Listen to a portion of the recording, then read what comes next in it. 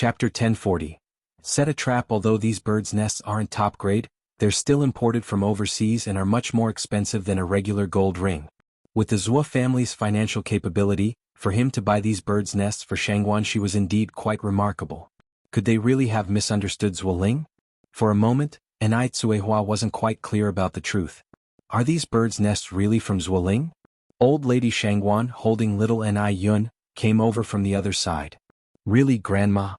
Shangguanxi nodded her head. Do I need to lie about something like this? Old Lady Shangguan picked up a bird's nest and inspected it carefully. It couldn't be fake, could it? Grandma, why don't you trust Zuoling? Shangguanxi said speechlessly. He's not the type of person to fool me with fake stuff. Right then, Enai Yen also walked in from outside. Shangguanxi hurriedly waved to Enai Yen. Yang, come here for a second. Enai Yen walked over. What's up, Sister Xiaoxi? Shangguanxi continued. Yang, do these birds' nests look fake to you? Enai Yen picked up a bird's nest. Imported from Malaysia, they're not fake. Go ahead and eat them. Birds' nests are very good for women. Hearing Enai Yen's response, Shangguanxi felt relieved. See? I told you these birds' nests aren't fake. How could Zuoling give me fake birds' nests? Zuoling gave these? Enai Yen looked at Shangguanxi somewhat surprised. She really hadn't expected Zuoling to gift Shangguanxi such precious items. That was really odd. Shangguanxi quickly explained the reason to Enai Yen. Upon hearing this, Shangguanxi raised her eyebrows slightly. Sister Xiaoxi, didn't you ever think that these birds' nests could have been given to Zuoling by someone else, and he just passed them on to you? With Zuoling's character, Enai Yen found it really hard to believe that he had bought these birds' nests to give to Shangguanxi. Could a tight-fisted person pluck feathers? That's totally illogical. Impossible, Shangguanxi said firmly. Zuoling wouldn't deceive me. Enai Yen nodded. Sister Xiaoxi, it seems to me you're getting in deeper and deeper. It seems some things needed to be initiated earlier. Enai Yen squinted subtly. Shangguanxi laughed. Oh well, I just trust Zuoling just like you trust Mo Qishan. A shallow dimple appeared on Enai Yen's face. If Mo Qishan dares to deceive me like that, I'll smash his head in. Far away in a foreign land, attending a meeting, Mo Qishan sneezed out of the blue. Oh, who was thinking of him? Could it be his wife? A faint smile curled up Mo Qishan's lips, wrapping the outside snow and bringing a chilling cold. The people at the conference table shivered.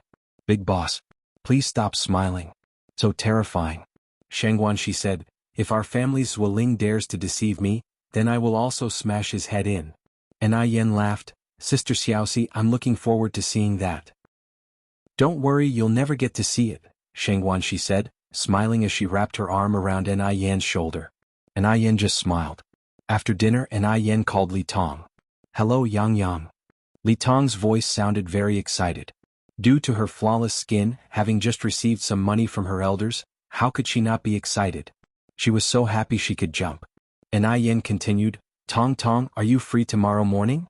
If you are, let's have coffee together.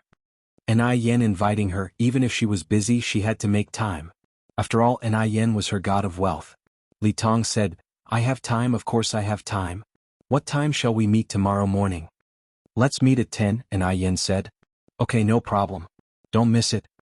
If you find any errors, ads pop up, ads redirect, broken links, non-standard content, etc. Please let us know reports so we can fix it as soon as possible. Chapter 1041. Appointment with Li Tong. One more update. After arranging it with Li Tong, Enai Yang hung up the phone. The next morning, Enai Yang drove to meet her. Truth be told, she didn't want to drive, but it was too cold now and riding a bike would have taken courage. When she arrived, Li Tong was already there. Yang, over here. Li Tong stood up and waved at Enai Yang. Enai Yang walked over with a smile. Tong, how come you're so early? She was worried that Li Tong might wait for her, so Enai Yang had purposely come 10 minutes early, but Li Tong had arrived even earlier. Li Tong said, well, I have the day off today and nothing to do at home. Enai Yang handed the box she was holding to Li Tong. Tong, this is the newest product from Frosty Jade Skin, why don't you try it out? New product? The mention of those 3 words lit up Li Tong's eyes. Frosty Jade Skin's products were in such high demand that ordinary people couldn't even buy the limited editions, let alone new ones. Wow, what's this new product? Is it a face mask? Li Tong immediately opened the packaging. Frosty Jade Skin already had a Milk Pearl Powder face mask, but face masks didn't usually look like this. So Li Tong was very curious, wondering exactly what this was. And Ai Yang explained with a smile, "This is a snail essence eye mask which can lighten crow's feet and under eye lines as well as reduce dark circles. It is quite effective. Dark circles would appear from staying up late, and no matter how much foundation you applied, you couldn't completely cover them up. This eye mask was simply a savior for night owls. Good skincare products shouldn't stay the same forever, so recently Frosty Jade Skin had not only added eye masks but had also launched several affordable skincare products. Of course, good things were meant to be shared. Eye mask? Do you use it on your eyes?" Li Tong continued to ask. "Exactly," and Ai Yang nodded. Li Tong followed up, Yang, thank you. How much is it?" Although she hadn't used this eye mask yet, Li Tong was already a loyal fan of Frosty Jade Skin. She believed that Frosty Jade Skin wouldn't disappoint her. The eye mask must be really good. And Ai Yang replied with a smile, "This is a new product, currently in the trial phase. Just let me know how it works for you afterward. There's no need to pay." Li Tong wasn't the kind to take advantage. "No way, Yang, I can't accept the eye mask if you're not taking the money." And Ai Yang took a sip of coffee. Tong, if you really feel bad about it, then do me a favor instead." "What favor?" "Just tell me," said Li Tong. And Ai Yang began speaking softly. Hearing this, Li Tong patted her chest and said, "No problem, leave it to me. I promise I'll take care of it." "Then he'll have to trouble you." "It's no trouble at all," Li Tong continued. Yang, if you ever need help with anything in the future, just let me know." Since she wasn't working today, she spent time on a date with Zuoling. Zuoling brought up marriage again. Regarding the matter of marriage, she was also somewhat at a loss.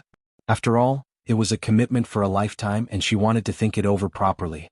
"Xiaoxi, do you not love me?" Zuoling asked. She replied, "No, I love you very much." "Zuoling, why would you think that?" Zuoling continued, "If you love me, why won't you marry me? Especially since you've already accepted my proposal." Zuoling was anxious. The longer the delay, the more likely it was that she might be snatched away by Wu Qinjun. She thought for a moment and then said, "Zuoling, this is a matter for a lifetime. I need to discuss it with my family and prepare a lot of things. Have you already discussed it with your uncle and aunt?" Zuoling replied, "My parents really like you. They can't wait for me to marry you. There's no need for discussion. They are just waiting for your response now." After all, he had even threatened with his own life once, so his parents didn't dare to disagree. She said, "Don't worry, Zuoling, he'll pick a good day soon to talk to them about this, and I promise you won't have to wait too long." She was in a hurry too. Her family had many misconceptions about Zuoling and continuously disapproved of her marrying him. Was she supposed to secretly take her household registration book and sneak off to the Civil Affairs Bureau to register? But doing so would surely anger her parents once they found out. Hearing she say this, Zuoling no longer pressured her. "Then I'll wait for your good news." She nodded. Zuoling continued, "By the way, Xiaoxi, I had a friend bring back a gift for you from abroad again." "What gift?" She asked, her face alight with surprise. This time Zuoling didn't let she guess and directly pulled a beautifully wrapped gift box from his pocket. "Xiaoxi, why don't you open it and see?" As instructed, she opened the gift box and saw, nestled in the red velvet, a gorgeous Longines watch. "Do you like it?" Zuoling asked. To ordinary people, a Longines watch was extremely luxurious, but for Shangguanxi it was hardly worth mentioning. For example, the foreign brand watch on Shangguanxi's wrist was more than 100 times more expensive than the Longines. Unfortunately, Zuoling didn't realize the worth and thought Shangguanxi was wearing a no-name watch. Still, since the watch represented Zuoling's sentiments, Shangguanxi exclaimed with delight, "I love it. Thank you so much, Zuoling." A Longines watch cost over 200 yuan, and although it wasn't expensive, it at least proved Zuoling's sincerity toward her. Just as Ai Yang had said, if a person has 1 yuan and is willing to give it all to you, that's real love. Real love is priceless. Zuoling earned only a bit over 100 yuan a month, yet he was willing to give her a watch worth over 200 yuan. That was real love. Shangguanxi was overjoyed to have found such a good man in this lifetime. "Let me help you put it on," Zuoling continued. Shangguanxi nodded and took off the watch she was wearing to pocket it. With disdain, Zuoling said, "Xiaoxi, that watch of yours is all worn out. Why keep it? Just throw it away." Shangguanxi replied, "This watch was a gift from my dad, it holds special meaning." Zuoling nodded, "I see it's from your father, then it shouldn't be thrown away." After helping Shangguanxi put on the watch, He raised his own left hand and said, "Look, Xiaoxi, now our watches even match." Shengguan's eyes smile grew even more joyful. Wearing the watch Zuoling had given her, the thought of marrying him grew increasingly stronger. Shengguan, she had made up her mind. If her family still didn't approve, she would be bold for once. Zuoling was such a good person, she believed her family would understand her. Zuoling dropped Shengguan Shi off at her home, then headed to his own place. As soon as he got home, Mother Zhuo asked with a stern face, "Lingling, did you take my watch?" That watch had been a gift from Chen Liebao to her, and she hadn't even had the chance to wear it before it disappeared. Zuoling nodded. "Yes, what about it? What did you take my watch for?" Mother Zhuo demanded. Zuoling sat down on the couch. "I gave it to Xiaoxi." "What?" Mother Zhuo nearly shrieked. He had given it to Shengguan Shi? He had actually given that expensive watch to that little bitch. Do you know how much that watch cost? Mother Zhuo's face turned red with anger.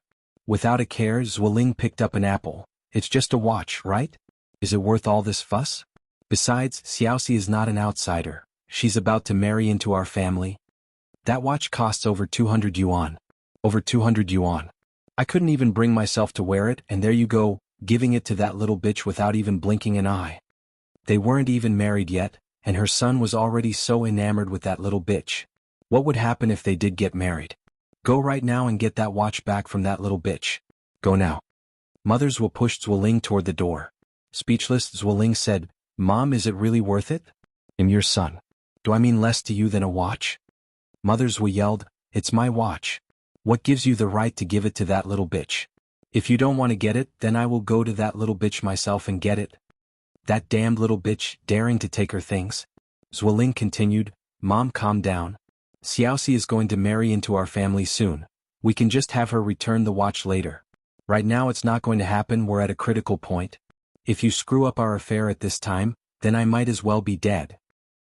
After saying that, Zuoling casually picked up the fruit knife on the table, appearing as if he were about to commit suicide. Mother Zhuo was terrified, her face turning deathly pale.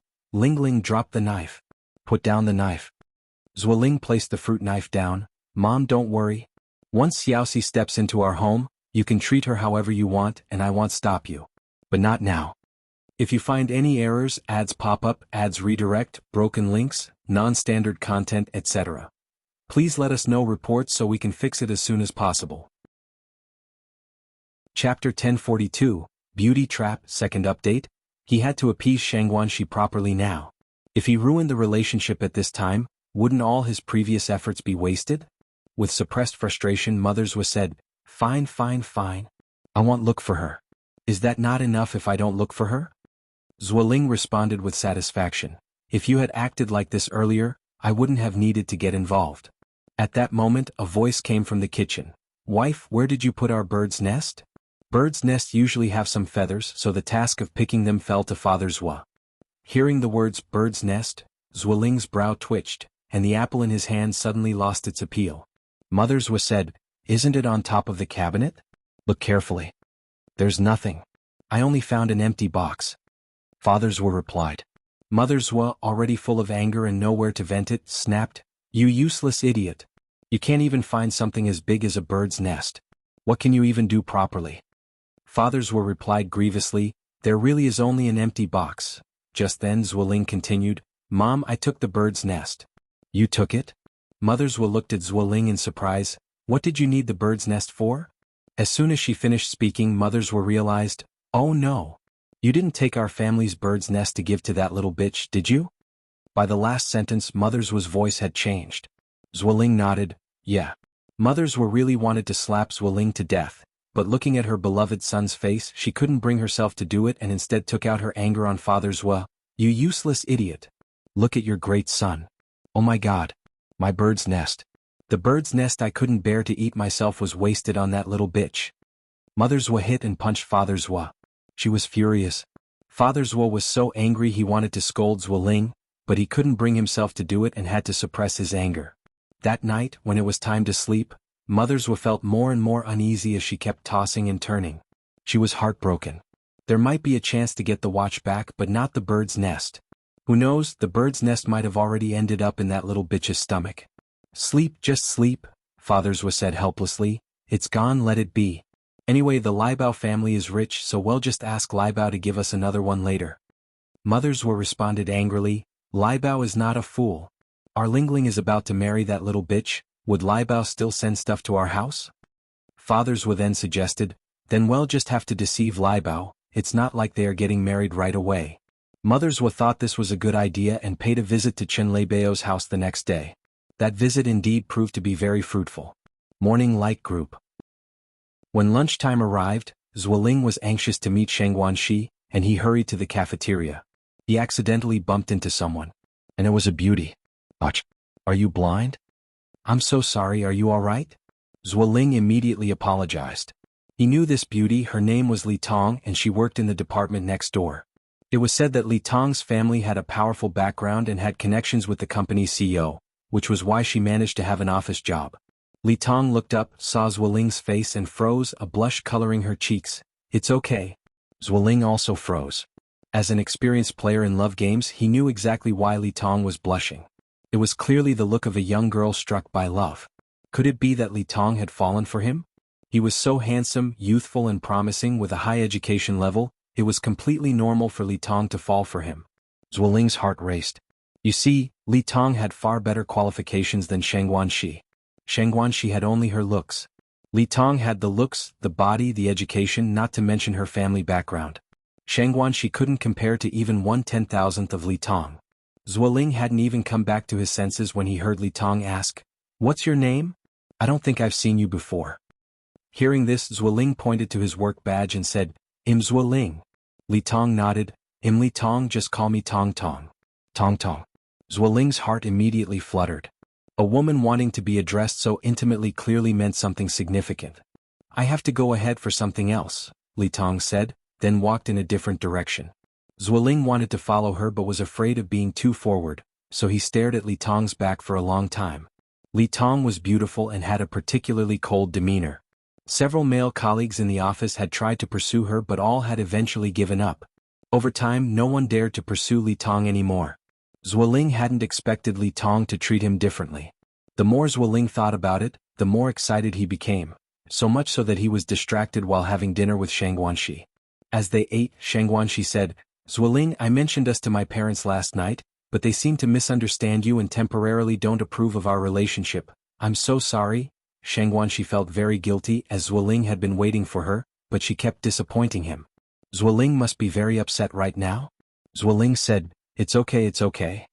Seeing Zuoling like this, Sheng Guanxi thought he was angry and continued, "Zuoling, I've made up my mind, he'll sneak our household registration book from home. Let's quietly go to the Civil Affairs Bureau and register our marriage." "Oh, okay." Zuoling nodded absent-mindedly, then suddenly realized something was off. "No. Xiaoxi, what did you just say?" Had Zuoling been too excited and hallucinated? Sheng Guanxi repeated what she had just said with a smile. "What? Register for marriage?" Zuoling was startled and accidentally knocked over the soup bowl on his dinner tray, spilling the pork rib soup all over the table. Sheng Guanxi quickly stood up to wipe the table. "How about it? Are you really excited now?" Sheng Guanxi thought that Zuoling must be too excited about the news. In fact, had he not met Li Tong an hour before, Zuoling would indeed have been very excited. After all, he had always wanted to marry Sheng Guanxi. But not now. Not that he never would, but at least he had no immediate thoughts of getting married. Because he was unsure whether Li Tong was really interested in him. If Li Tong really liked him and he was already married to Sheng Guanxi, wouldn't he miss out on Li Tong? Therefore he couldn't register the marriage with Sheng Guanxi for the time being. Zuoling gathered his thoughts and then said, "Xiaoxi, I think matters of marriage still need the approval of our parents. After all, they have worked hard to raise you, and it wouldn't be fair to them if we were to act this way, would it?" Before he pursued Li Tong, Zuoling wouldn't easily break up with Sheng Guanxi. What if he hastily broke up with Sheng Guanxi, but Li Tong didn't like him? Wouldn't it all be in vain? After speaking, Zuoling added, "Xiaoxi, misunderstandings are okay. I believe I can clear up your uncle and aunt's misunderstandings about me with sincerity. Registering hastily not only disheartens the elders but also makes them feel that I am unreliable. Xiaoxi, I don't want to put you in a difficult position. I am willing to wait." Zuoling spoke righteously and Sheng Guanxi was very moved. She hadn't expected Zuoling to consider her perspective to such an extent. It seems they had misunderstood Zuoling before. Sheng Guanxi suddenly felt very sorry for Zuoling. Zuoling, thank you. Thank you for thinking so much for me. Actually, I still have something I've been hiding from you. Lovers shouldn't keep secrets. She shouldn't have hidden her family background from Zuoling. She should be honest with Zuoling. Just then Zuoling suddenly saw Li Tong. Li Tong was walking this way. He absolutely couldn't let Li Tong see him with Shang Guanxi. Zuoling suddenly stood up and said, Xiaoxi, I suddenly feel a bit unwell, I'm going back to the office. Hearing that Zuoling felt unwell, Shang Guanxi said with a concerned face, Zuoling, are you okay? Do you need to go to the hospital? No, I'm fine, Zuoling continued, he'll just rest at the office for a bit. Don't follow me, go ahead and eat. As he finished speaking, Zuoling ran off like a shot. Shang Guanxi didn't think much of it, assuming Zuoling was just concerned she hadn't eaten enough. Back at the office, Zuoling finally breathed a sigh of relief, thankful that Li Tong hadn't seen him. Otherwise he wouldn't be able to explain. That evening after work, afraid of being seen by Li Tong, Zuoling made an excuse to work overtime and sent Shang Guanxi home first. The next morning when Zuoling showed up at the office again he was startled. Because Li Tong had been transferred to their office. Upon seeing Zuoling, Li Tong turned towards him and took the initiative to greet him. Zuoling, good morning. We're in the same office now, I'm sitting right next to you. If you find any errors, ads pop up, ads redirect, broken links, non-standard content, etc. Please let us know reports so we can fix it as soon as possible. Chapter 1043, Zuoling is hooked, Part 3. Zuoling looked at the enthusiastic Li Tong and thought he must be hallucinating. The aloof and stunning Li Tong was actually taking the initiative to greet him. Zuoling felt countless envious gazes turning towards him. Oh my god. He couldn't be dreaming, could he? Zuoling pinched the inside of his thigh hard. It hurt. He wasn't dreaming. Zuoling looked up at Li Tong, Tong. Li Tong smiled slightly, please enlighten me on work-related matters in the future. Of course, Zuoling nodded. If you have any questions about work, just ask me. Thank you, Zuoling. Li Tong casually picked up a paper bag from the desk. To thank you, I'm treating you to breakfast. Zuoling sheepishly accepted the breakfast bag. When a woman takes the initiative to show favor to a man, her intentions are all too obvious. Li Tong must have fallen for him. Maybe she even moved here for him. Zuoling thought smugly to himself. During the lunch break, Li Tong went to talk with other female colleagues, while a few male colleagues surrounded Zuoling. Zuoling, you dog. You even tamed a beauty like Li Tong. Zuoling, share some tips with us. Exactly, you can't keep these tips to yourself. You have to share with us all so we can all win a beauty. Zuoling was very pleased inside, but he feigned humility. Actually, I didn't do much. Maybe I just happen to be the type Li Tong likes. Zuoling, you can't be serious. Are you still hiding something? Another colleague chimed in. Hey, do you guys know who Li Tong is? She's the factory manager's niece. The factory manager's niece? Zuoling looked at the colleague who spoke in surprise. Really? Although he knew there was some connection between Li Tong and the factory manager, he didn't know Li Tong was actually the niece of the factory manager. Their factory manager was in her 50s, still unmarried, without any children of her own. If Li Tong really was her niece, then she was almost like a daughter to her. After the factory manager passes away, the factory would belong to Li Tong. Of course it's true. I once saw Li Tong come out of the factory manager's office, calling her auntie. Now, isn't that proof enough that she is the niece? As soon as others heard that Li Tong was the manager's daughter, their expressions changed as well, their eyes revealing even more evident envy. Oh my god. Oh my god. Zuoling, you can't forget us when you make it big. Zuoling, you must have stepped in a fortune to be seen differently by the future factory manager. Zuoling, you've got to seize the opportunity, humor Li Tong well, and you could be the future factory manager. Everyone was saying their piece, and Zuoling was also extremely excited. Just like everyone said, if he really married Li Tong, then he wouldn't just be the son-in-law of the factory manager, he would be the future factory manager. In the future, the thousands of people in the factory would be under his command. No. He had to seize the opportunity that lay before him. It seemed that these days he needed to maintain a proper distance from Shang Guanxi. He couldn't let Li Tong find out anything. Shang Guanxi had clearly felt Zuoling distancing himself from her these past days. During lunch he wouldn't come to the cafeteria but ate in the office instead, and after work he didn't wait for her anymore. What was wrong with him? Could it be because of the marriage matter he was angry? Shang Guanxi stood in front of the window, letting out a deep sigh, and just then she was embraced from behind. Zuoling. Shangguanxi turned around in surprise, and the person was indeed Zuoling. Zuoling said, Xiaoxi, we've been really busy in our department recently. I'm sorry I've neglected you. Li Tong had taken the day off and wasn't at the factory, so Zuoling dared to be so bold.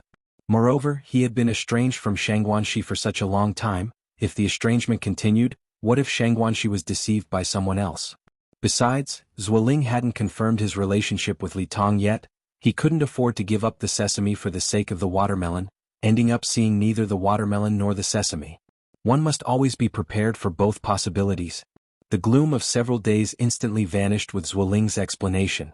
Shangguanxi smiled and said, It's okay, work is important. I thought you were angry with me. In his heart, Zuoling chuckled at how silly Shangguanxi was, but sweetly said on the surface, How could I be? Xiaoxi, you are the one I love the most, how could I be mad at you? Shangguanxi's face blushed a bit and she pushed Zuoling away. Don't be like this. I'm telling the truth. Zuoling declared with conviction. In my heart, no one is more important than you. Right, tomorrow is Saturday, let's go see a movie together. Before the movie, let's go out to eat first. Shangguanxi nodded. Alright, I just so happen to have something to discuss with you this Saturday. Shangguanxi didn't want to keep hiding it from Zuoling any longer. She trusted Zuoling. He wasn't the kind of person who cared about family background. The next day was Saturday. Zuoling arrived early at the spot he had arranged with Shangguanxi but found Li Tong there instead. This made Zuoling anxious. What if Li Tong saw him with Shangguanxi? No, he couldn't let Shangguanxi come over now. Taking advantage of this opportunity, he could put on a good show in front of Li Tong. Zuoling quickly found a phone and called Shangguanxi. Hey Xiaoxi, something came up today. My mom isn't feeling well, and I have to take her to the hospital, so I can't meet you. Sorry, let's go watch a movie next week instead. Upon hearing this, Shangguanxi became very nervous. Is Andy okay? Which hospital are you at? I can come over and visit. As a girlfriend, she naturally had to visit when her boyfriend's mother was sick, bring some good nourishing gifts to make up for her previous rudeness, and also take the opportunity to foster a good mother-in-law and daughter-in-law relationship. Zuoling continued, Xiaoxi, it's not necessary to go through all that trouble. My mom, she doesn't have a serious problem. It's cold now and there are many germs in the hospital. If my mom transferred her illness to you, then I'd be the guilty one. Just take good care of yourself at home for now. I have to go now, bye. Shangguanxi wanted to say more, but the call had already been disconnected. He was in such a rush. But thinking that Zuoling's intentions were for her own good, Shangguanxi's heart grew sweet as honey. After hanging up, Shangguanxi thought she shouldn't keep Zuoling waiting any longer. She had to quickly get her family's approval for her marriage to Zuoling. To win over her family, she had to first convince Grandma Shangguan. Once Grandma Shangguan gave her approval, nobody would dare to object. Thinking this way, Shangguanxi brewed 2 cups of ginseng tea and headed to Grandma Shangguan's room. Since it was Saturday, Grandma Shangguan was sitting on the couch chatting with Shangguan Farong. Grandma Aunt Farong, this is the ginseng tea I've just made. Aren't you going out to have fun today, Xiaoxi? Shangguan Farong asked with a smile. Shangguanxi smiled. I was planning to go see a movie with Zuoling, but his mother suddenly got sick, so we cancelled today's date. Shangguan Farong took a sip of the ginseng tea. Xiaoxi, are you and Zuoling still dating? Yes, Shangguanxi nodded. This child is too stubborn. Everyone in the family says that Zuoling isn't suitable, but she is set in her ways. Grandma Shangguan turned to Shangguan Farong. Farong, do you know what Zuoling proposed to Xiaoxi with? Thinking of this, Grandma Shangguan's heart filled with indignation. She could rant about it to Shangguan Farong for days on end. Shangguan Farong responded with surprise. My goodness! Zuoling has proposed? Yes, he did. Grandma Shangguan continued. This scatterbrain niece of yours agreed too. Xiaoxi, bring out the engagement ring Zuoling gave you. Let Aunt Farong have a look. Shangguanxi said exasperatedly. Grandma, why do you still remember this? Didn't Zuoling already buy me bird's nest? Besides, he also gave me a watch later on. Shangguan Farong was confused. Mom, Xiaoxi, what are you talking about? I don't understand. Grandma Shangguan recounted the whole incident to Shangguan Farong. After understanding the full story, Shangguan Farong said, Xiaoxi, your grandma is right, you are too naive. I think this Zuoling is trying to pull a fast one. But in the end, he still bought me bird's nest and a watch.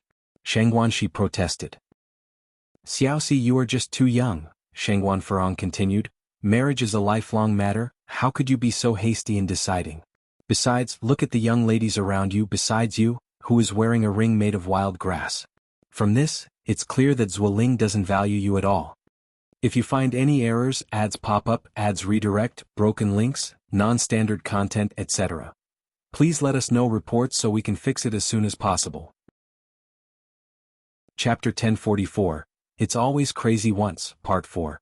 Upon finishing her words, Shengguan Furong continued, "Moreover, I suspect that those birds' nests and watches weren't even bought by him. A man who can use wild grass to propose, what else can't he do? If the Zhuo family couldn't afford a ring, that would be one thing, but money is certainly not an issue for them, which indicates that Zuoling doesn't really care about Shengguanxi. What kind of good life can you expect with a man who doesn't hold you in his heart? Little aunt, Zuoling really isn't like that. I've known him for 3 whole years. And I also feel that a ring is not practical, it just gets in the way when worn on the hand." Compared to that, she preferred birds' nests and watches. Shengguan Furong helplessly shook her head. "Xiaoxi, I think you're completely bewitched." Madame Shengguan picked up the conversation. "Xiaoxi, not only does your little aunt disagree with you being with Zuoling, but even your great-aunt thinks that there's a big problem with Zuoling's character.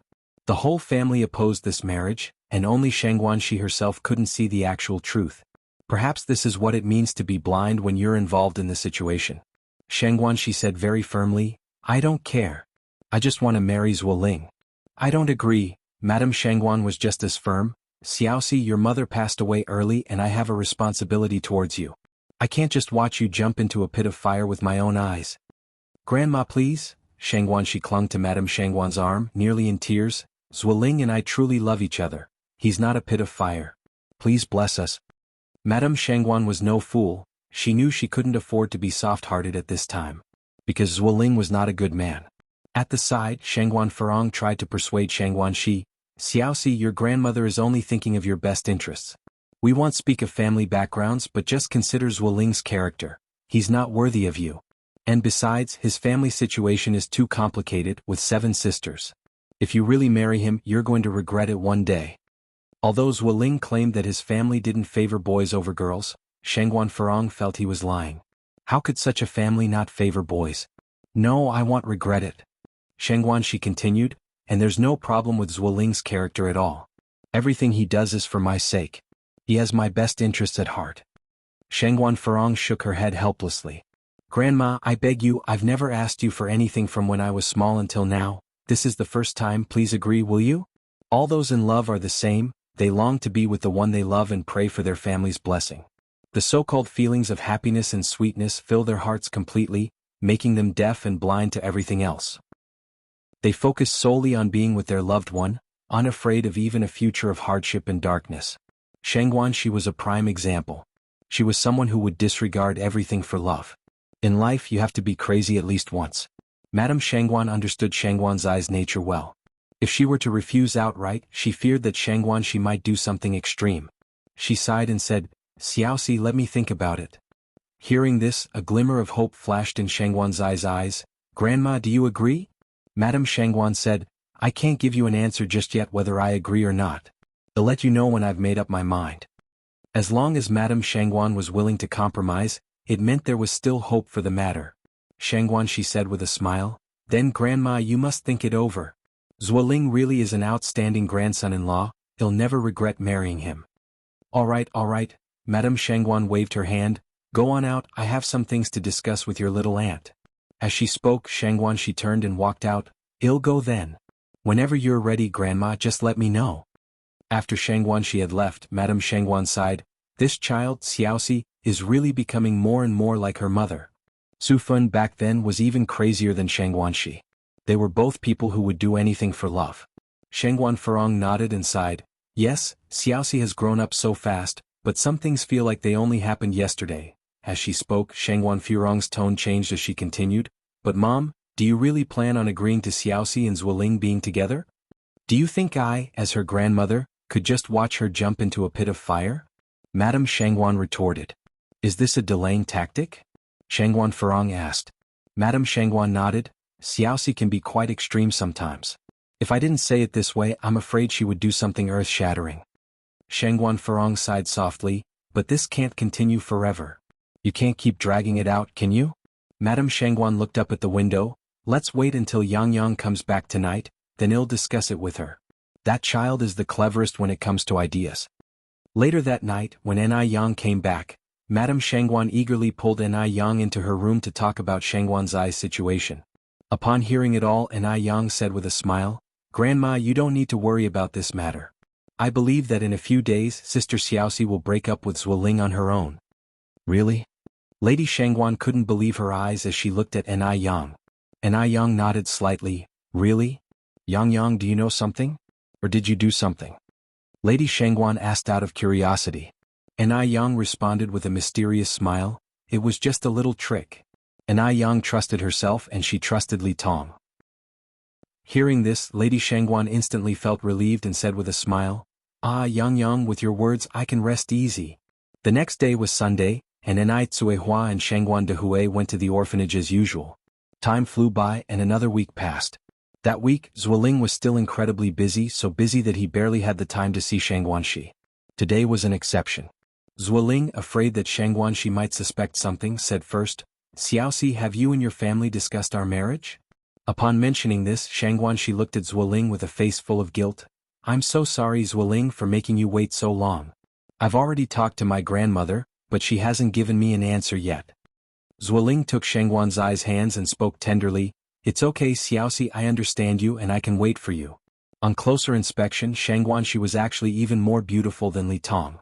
But Li Tong was better at dressing up. Each had their own merits, and if possible, Zuoling truly wished he could have them both. Unfortunately, that was not possible. If only Shangguanxi had a background like Li Tong. Then he would definitely choose Shangguanxi. Unfortunately, that was not the case. Shangguanxi was just a country girl. Zuoling no longer wanted to play act with Shangguanxi, especially since Li Tong was now more important. But he had already wasted a full 3 years on Shangguanxi and recently even gave her bird's nest and a watch. These gifts couldn't just be for nothing, and those 3 years couldn't have been wasted. So, he wanted to extract some interest from Shangguanxi. Oh. Of course, by sleeping with Shangguanxi. During their years together, aside from occasionally holding hands, they hadn't even shared a kiss. Zuoling's calculating mind was working overtime, but Shangguanxi was completely unaware that she had become prey in Zuoling's trap. "Xiaoxi, do you have time this Saturday?" "Yes," Shangguanxi nodded. Zuoling followed up, "Then let's meet at the cafe under the blossom on Saturday." "Okay, Zuoling, don't worry. I will definitely give you a satisfactory answer on Saturday, and on that day, I also have a long-hidden secret to tell you." This secret was something Shangguanxi had intended to reveal to Zuoling the previous week, but it was postponed due to his mother falling ill. Ordinarily, Zuoling would have been curious about Shangguan's secret, but today he was not curious at all. The person he wanted to marry wasn't Shangguanxi, so naturally he had no interest in her secrets. In fact, if Zuoling had asked now, Shangguanxi would have told him about the issue with her family background, because she felt guilty towards Zuoling. Unfortunately, Zuoling didn't ask. It didn't matter if he didn't ask, she would personally come clean on Saturday. After exchanging a few words with Shangguanxi, Zuoling returned to his office. As soon as he had settled into his seat, Li Tong leaned over to ask him a question. Zuoling could distinctly smell the fragrance of Li Tong's perfume, and it immediately stirred his desires. When he returned home in the evening, his mother came to him again, speaking ill of Shangguanxi. She hoped her son would give up on Shangguanxi and marry Qin Liebao. Zuoling said with a smile, "Mom, I think you're right, Shangguanxi really isn't my match." "Oh my dear son, you've finally come to your senses." His mother said excitedly, "Then tomorrow I will go to the Liebao family and settle things between you and Liebao." Zuoling continued, "Qin Liebao isn't my match either. Mom, you're underestimating your son. Compared to Li Tong, what was Qin Liebao worth? If you find any errors, ads pop up, ads redirect, broken links, non-standard content, etc. please let us know reports so we can fix it as soon as possible." Chapter 1045. Everything is under control, fifth watch. Zuo's mother was flustered. It was normal for Shangguanxi not to match Zuoling, but why now did Qin Liebao also not suit him? "Lingling, could it be that you're dating someone new?" Zuoling shook his head. "Mom, do you know who is pursuing me now?" Although Li Tong hadn't explicitly pursued him, she had always been showing him goodwill and even moved to the same office as him. Wasn't that pursuing him? "Who?" Zuo's mother asked. Zuoling proudly said, "Our factory manager's niece." "The factory manager's niece?" Upon hearing this, both Zuo's father and mother widened their eyes in surprise. "My goodness. Their son was too impressive. He was even getting chased by the factory manager's niece. Zuoling continued, also, our factory manager's situation is quite special. She's over 50 this year, never married, and has no children. When she gets older, the factory will definitely go to her niece. Before Zuoling could finish, Zuo's mother impatiently said, My goodness! Lingling. Then you'll be the big boss of the factory in the future. Zuo's father equally excitedly said, I always knew our Lingling was capable. Zuoling nodded smugly. The entire Morning Light group would be his in the future, how could he not be proud? At this moment, Zuoling was also feeling lucky. Thankfully he hadn't married Shang Guanxi. If he had, wouldn't he have missed out on Li Tong and the position as factory manager? Zuo's mother then asked, So, have you broken up with Shang Guanxi yet? Zuoling shook his head, I haven't had the chance to break up yet.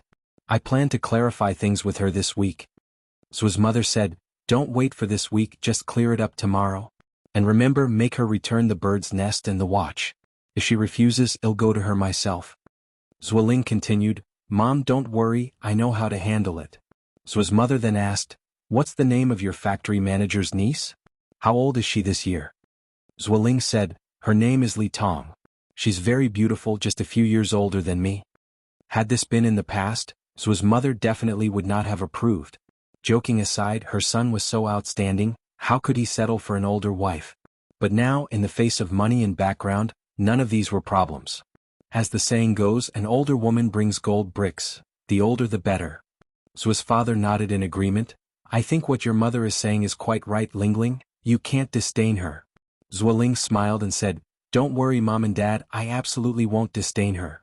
Zuo's mother continued, Yesterday Lai Bao brought more bird's nest and ginseng. Mom will use a beautiful box to package it, you take it to Li Tong. Zuoling said, Mom, now that I'm going to be with Li Tong, please don't let Chen Lai Bao come to our house anymore. What if Li Tong misunderstands? Besides, now just seeing Chen Lai Bao was revolting. Zuo's mother said, That won't do. If Lai Bao stops coming, who will bring bird's nest and ginseng to our house? Who will buy your clothes? Once you and Li Tong's relationship is confirmed, only then can I clarify things with Lai Bao. Zuo's mother was no fool. How could she sever ties with the Chen family while things were still uncertain? You know, half of the Zuo family's sustenance was provided by Chen Lai Bao. Chen Lai Bao could be considered a money tree for the Zuo family. Now it was perfect to use Chen Lai Bao's gifts to support Li Tong. Zuo's mother's abacus clicked very loudly. Everything was within her calculations. Concluding her words, Zuo's mother continued, Lingling, keep up the effort on your end, try to win over Li Tong as soon as possible. Preferably make it a done deal so she can't leave you. Only then can I comfortably reject Lai Bao. Okay, Mom, Zuoling nodded. On the other side. As Saturday was quickly approaching, Shang Guanxi found her grandmother. Grandma, have you finally decided about me and Zuoling? She was truly very anxious. This time she didn't want to disappoint Zuoling again. She wanted to give an explanation both to herself and to Zuoling. Grandmother Shangguan said, Marriage is a lifetime affair. Xiaoxi, what's the rush? I still need to think it over. Shangguan, she speechlessly said, But you've been thinking for more than a week. Grandmother Shangguan chuckled, All good things take time, don't be anxious, Xiaoxi. These words were instructed by Ni Yang to say. Ni Yang's exact words were that within this week, Shangguan she would definitely have a change of heart and see Zuoling's true face. All she needed to do was to keep delaying Shangguan she. Shangguan she knew that her grandmother was intentionally dragging out the time. She might as well not say too much to the elderly Mrs. Shangguan. After all, no matter how much she said, they would never approve of her relationship with Zuoling. It seemed she had to resort to desperate measures now. That very night, Shangguan she sneaked into the study room and managed to get a hold of the family household registration book. She planned to confess her true family circumstances to Zuoling on Saturday and, while at it, register their marriage. Once it's done, let's see what everyone has to say then. Time flew by quickly and soon it was Saturday. Dressed and ready, Shangguan she headed out to her appointment. But strangely, when she arrived at the cafe under the flowers, she did not find Zuoling there. Normally he would arrive more than an hour early. Could something have held him up? Shangguan she randomly picked a seat and sat down, and right then a waiter approached her. Excuse me, are you Miss Shangguan? Shangguan she nodded. The waiter handed her a note. This was left for you by a Mr. Zuo. Upon reading the note, she found that Zuoling actually had arrived earlier, but had to cancel their meeting due to an unforeseen emergency. Shangguan she sighed in disappointment. She had even planned a surprise for Zuoling. Such unexpected turns of fate. It looked like they wouldn't be able to register their marriage today, and she wasn't even sure if Zuoling would be available tomorrow. With a gloomy face, Shangguanxi left the cafe, her good mood from the morning completely gone. Having wandered aimlessly around the streets for several laps, she was just about to head home when a car suddenly stopped in front of her. The car window slowly rolled down to reveal a stunningly beautiful face. It was Anai Yang. Yang. Shangguanxi looked at Anai Yang in surprise. During the car ride, the two chatted and decided to head to the biggest mall in Beijing. The mall was bustling, filled with the festive spirit as the new year approached. Yang, what kind of clothes do you want to buy? Asked Shangguanxi, linking arms with Anai Yang. Anai Yang looked around. Definitely a Cheongsam. Cheongsams were versatile. They could be paired beautifully with long down jackets or long wool coats. Shangguanxi said with a smile, I envy you. You can wear a Cheongsam anytime. She too wished to wear Cheongsams, but she didn't think she had the figure for it. Cheongsams were extremely picky, not just in terms of facial appearance but also body type, especially the latter. Even the slightest flaw could be accentuated. Yang. Another voice echoed through the air. Anai Yang looked up to see it was Du Jiao. Sister Jiao. Hey pretty Xiaoxi, shopping for clothes too? Du Jiao came over with a smile. Anai Yang nodded. Yes, Sister Jiao, are you also here to shop? Why don't we shop together? Of course, I was just about to say that. Their jovial conversation caught the eye of Wu Yinyun, who was also there to shop. Normally she would have greeted Du Jiao, but with Anai Yang present, she chose to ignore Du Jiao. From Du Jiao's perspective, she could detect Wu Yanyun's evasive gaze. Pretty lady, what's going on with you and Yinyun? Ah. Anai Yang was taken aback. She had never discussed matters concerning Wu Yinyun with anyone, so how could Du Jiao know about it? Du Jiao recounted an incident where Wu Yinyun had spoken ill of Anai Yang behind her back. Hearing this, Shangguanxi covered her mouth in shock. Oh my! How could Yinyun do something like that? Even Anai Yang didn't expect Wu Yinyun to stoop to such mean-spirited actions. It seemed she really despised her to the marrow. Du Jiao continued, and just now she clearly saw us but didn't come over to greet us. That's really odd. Pretty lady, what's really going on between you and Yinyun? Du Jiao was extremely curious. Anai Yang's eyes remained calm. It's complicated and can't be explained in just a sentence or two. Actually, Yinyun is my younger sister, blood-related. If you find any errors, ads pop up, ads redirect, broken links, non-standard content, etc., please let us know reports so we can fix it as soon as possible. Chapter 1046. Scumbag exposes true colors, awakening, 6th update. Facts were facts and Anai Yang did not want to conceal anything. Du Jiao looked at Anai Yang in surprise. No wonder I always thought you two looked a bit alike. Although Wu Yinyun did slightly resemble Anai Yang, her features were not as stunning. Beauty lies in the skin as well as in the bones. Compared to Anai Yang, Wu Yinyun lacked a lot of natural charisma. Wu Yinyun was the gentle lady locked in the boudoir, while Anai Yang was indeed the world-conquering beauty in brilliant attire. These two, fundamentally, couldn't even be compared. Anai Yang just smiled. When Du Jiao learned that Anai Yang had saved Old Master Du, she thoroughly investigated Anai Yang's background. She knew about Anai Yang's life experiences. She also knew Anai Yang had 3 sisters who were abandoned due to the preference for a male child. Does Yinyun know she is your sister? Du Jiao continued to ask. Anai Yang nodded. She knows.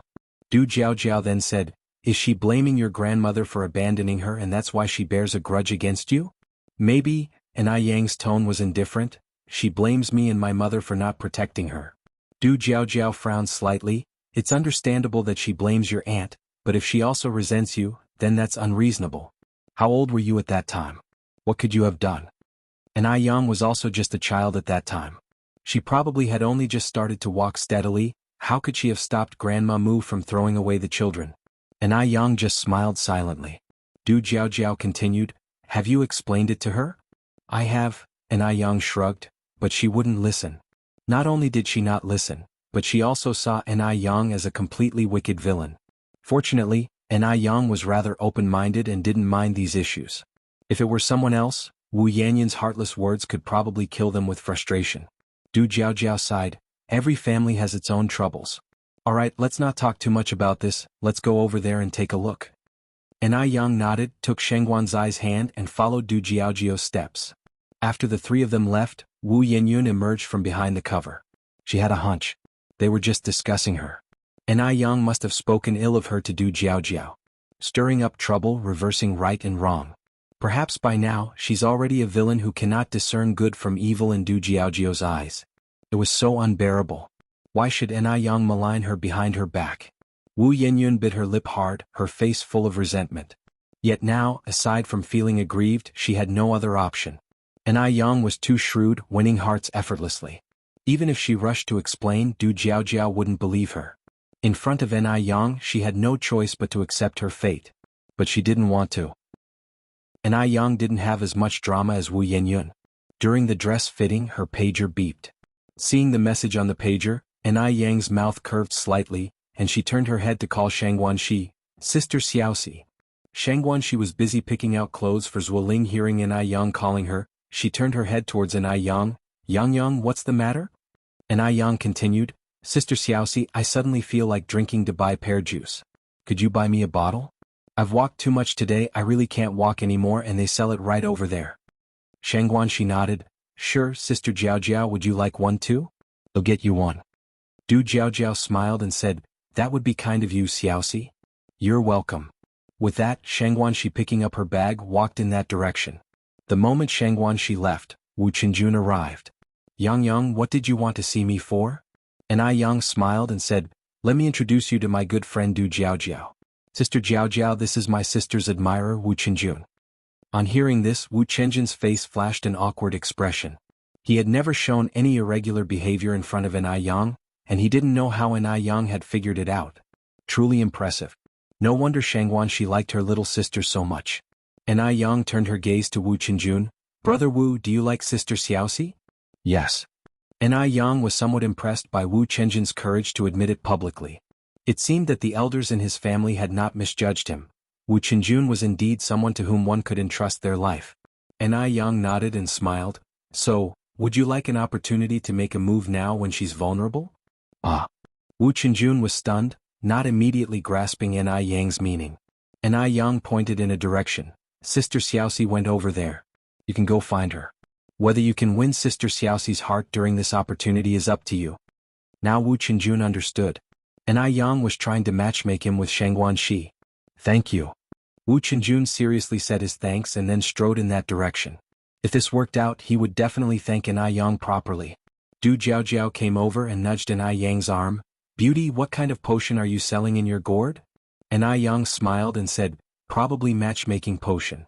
She genuinely hoped that Shangguanxi would find true happiness that belonged to her this time. As Shangguanxi walked along, she suddenly saw a very familiar figure. That was Zuoling? Shangguanxi was stunned. Wasn't Zuoling supposed to be busy with something? Why was he here? And the woman standing next to Zuoling looked somewhat familiar. Was that Li Tong? Working in the same department, Shangguanxi had some impression of Li Tong. Why was Zuoling with Li Tong? Just as Shangguanxi was about to approach Zuoling at that moment, Zuoling suddenly took Li Tong's hand. Yes, he took Li Tong's hand. Shangguanxi froze, her footsteps halting. What was happening?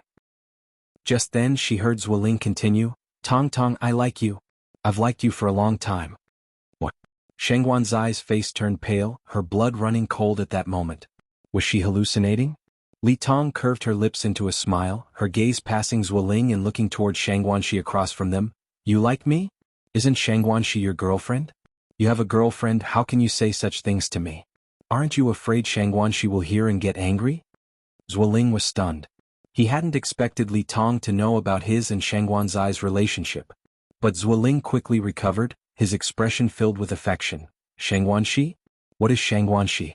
She doesn't even compare to your little finger, Tong. The person I like is you. I want to be with you. Could you give me a chance? Li Tong raised her eyebrows. You shouldn't say that. You've been with Shangguanxi for 3 years.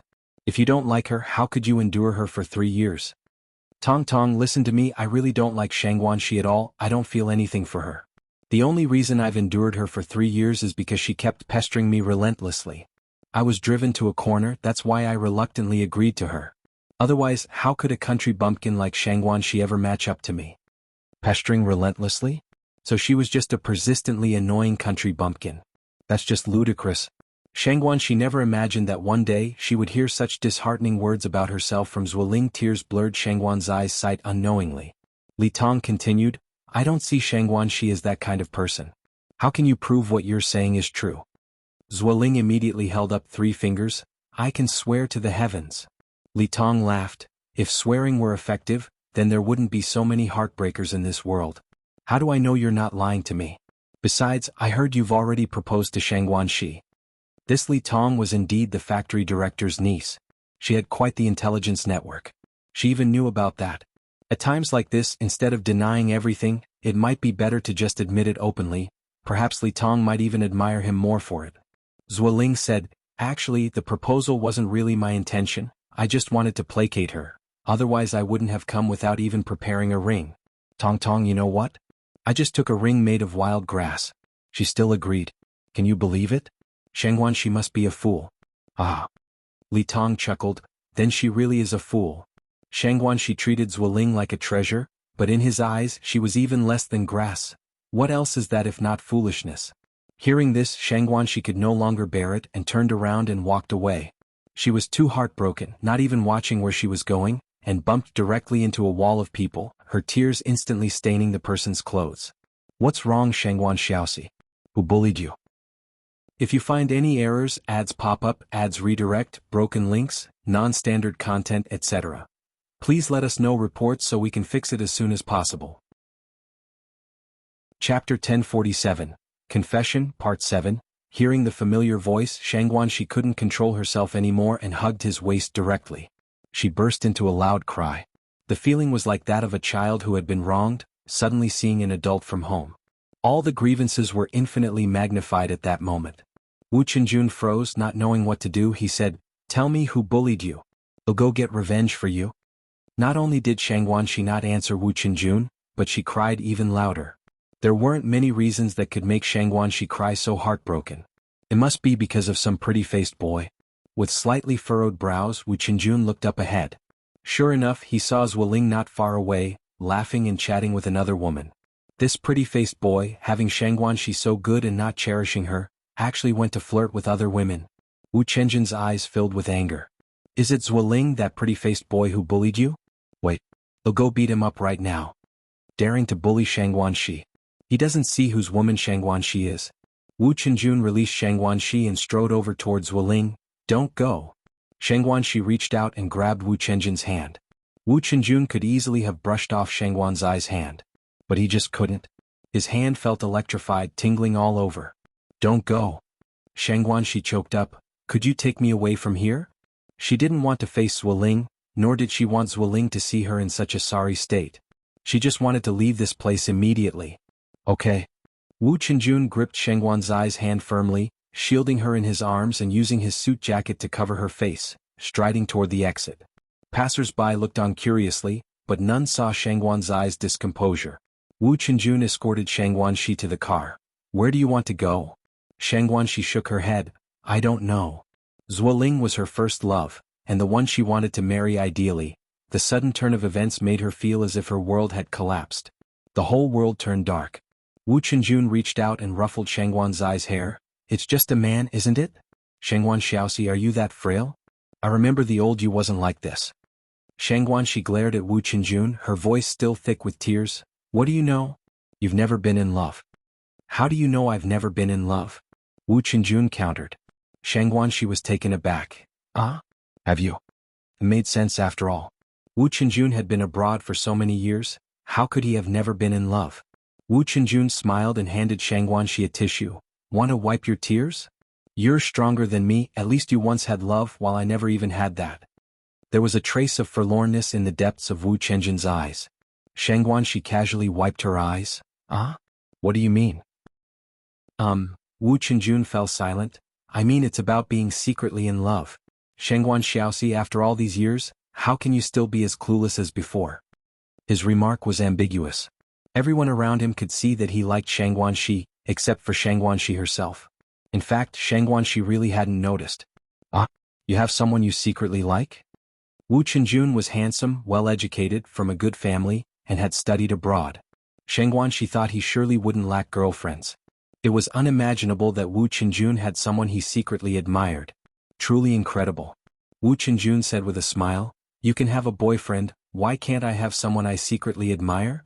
Shang Guanxi sniffled, I didn't mean that. My point is your standards are so high, what kind of girl wouldn't be satisfied with you? Wu Qinjun sighed, I also want to ask her what she doesn't like about me so I can change. Unfortunately, she doesn't even want to give me a chance to change. Shang Guanxi sighed too, Wu Qinjun, you are so pitiful. Compared to her, Wu Qinjun indeed seemed to be a lot more pitiful. This comparison made Shang Guanxi feel a bit more balanced in her heart. It seems that in this world she wasn't the only pitiful person. I'm so pitiful, does it make you feel a little better? Wu Qinjun turned his head to look at Shang Guanxi. Shang Guanxi paused for a moment then said, Wu Qinjun, you're not making up this story just to comfort me, are you? Do I look like that great of a person? Wu Qinjun retorted. Seemed, not really. Wu Qinjun continued, I'm serious, do you want me to go beat up that pretty boy? There's no need, Shang Guanxi shook her head. Wu Qinjun frowned slightly, you still have illusions about him? That made sense. 3 years of a relationship was not something you could let go of just because you said so. A mysterious expression surfaced in the depths of Wu Qinjun's eyes. It felt like he was a little short of breath. Upon hearing this, Shang Guanxi immediately denied, how could that be possible? I'm not an idiot. After all Zhuoling has done, why would I still harbor any illusions about him? Why wouldn't you let me beat him up then? Wu Qinjun countered. Shang Guanxi said, because I'm afraid he'll dirty your hands. For a scumbag like him it's not worth it at all. Shang Guanxi had a clear sense of love and hate. At this point she had completely given up on Zhuoling. Her family was right, a person with character issues like Zhuoling simply didn't deserve her. She deserved better. Now she regretted not listening to her family earlier and leaving Zhuoling sooner. At the same time, Shang Guanxi was also thankful that she had uncovered Zhuoling's true colors early. If she had found out after getting married, it wouldn't have ended well. Thinking back, she realized how foolish she had been. To be deceived by Zhuoling so completely, she should have realized long ago that Zhuoling had ill intentions. Wu Qinjun's eyes lit up as if he had come back to life. Are you speaking truthfully? Shang Guanxi nodded, of course it's true. Wu Qinjun then said, if it's the truth then why are you crying? 3 years, I wasted 3 years with him. My heart isn't made of stone, how could I not have any reaction? That was the prime of her youth. Wasting 3 precious years on a scumbag like Zhuoling, how could Shang Guanxi not feel upset? Wu Qinjun was still a bit worried, what if he turned over a new leaf?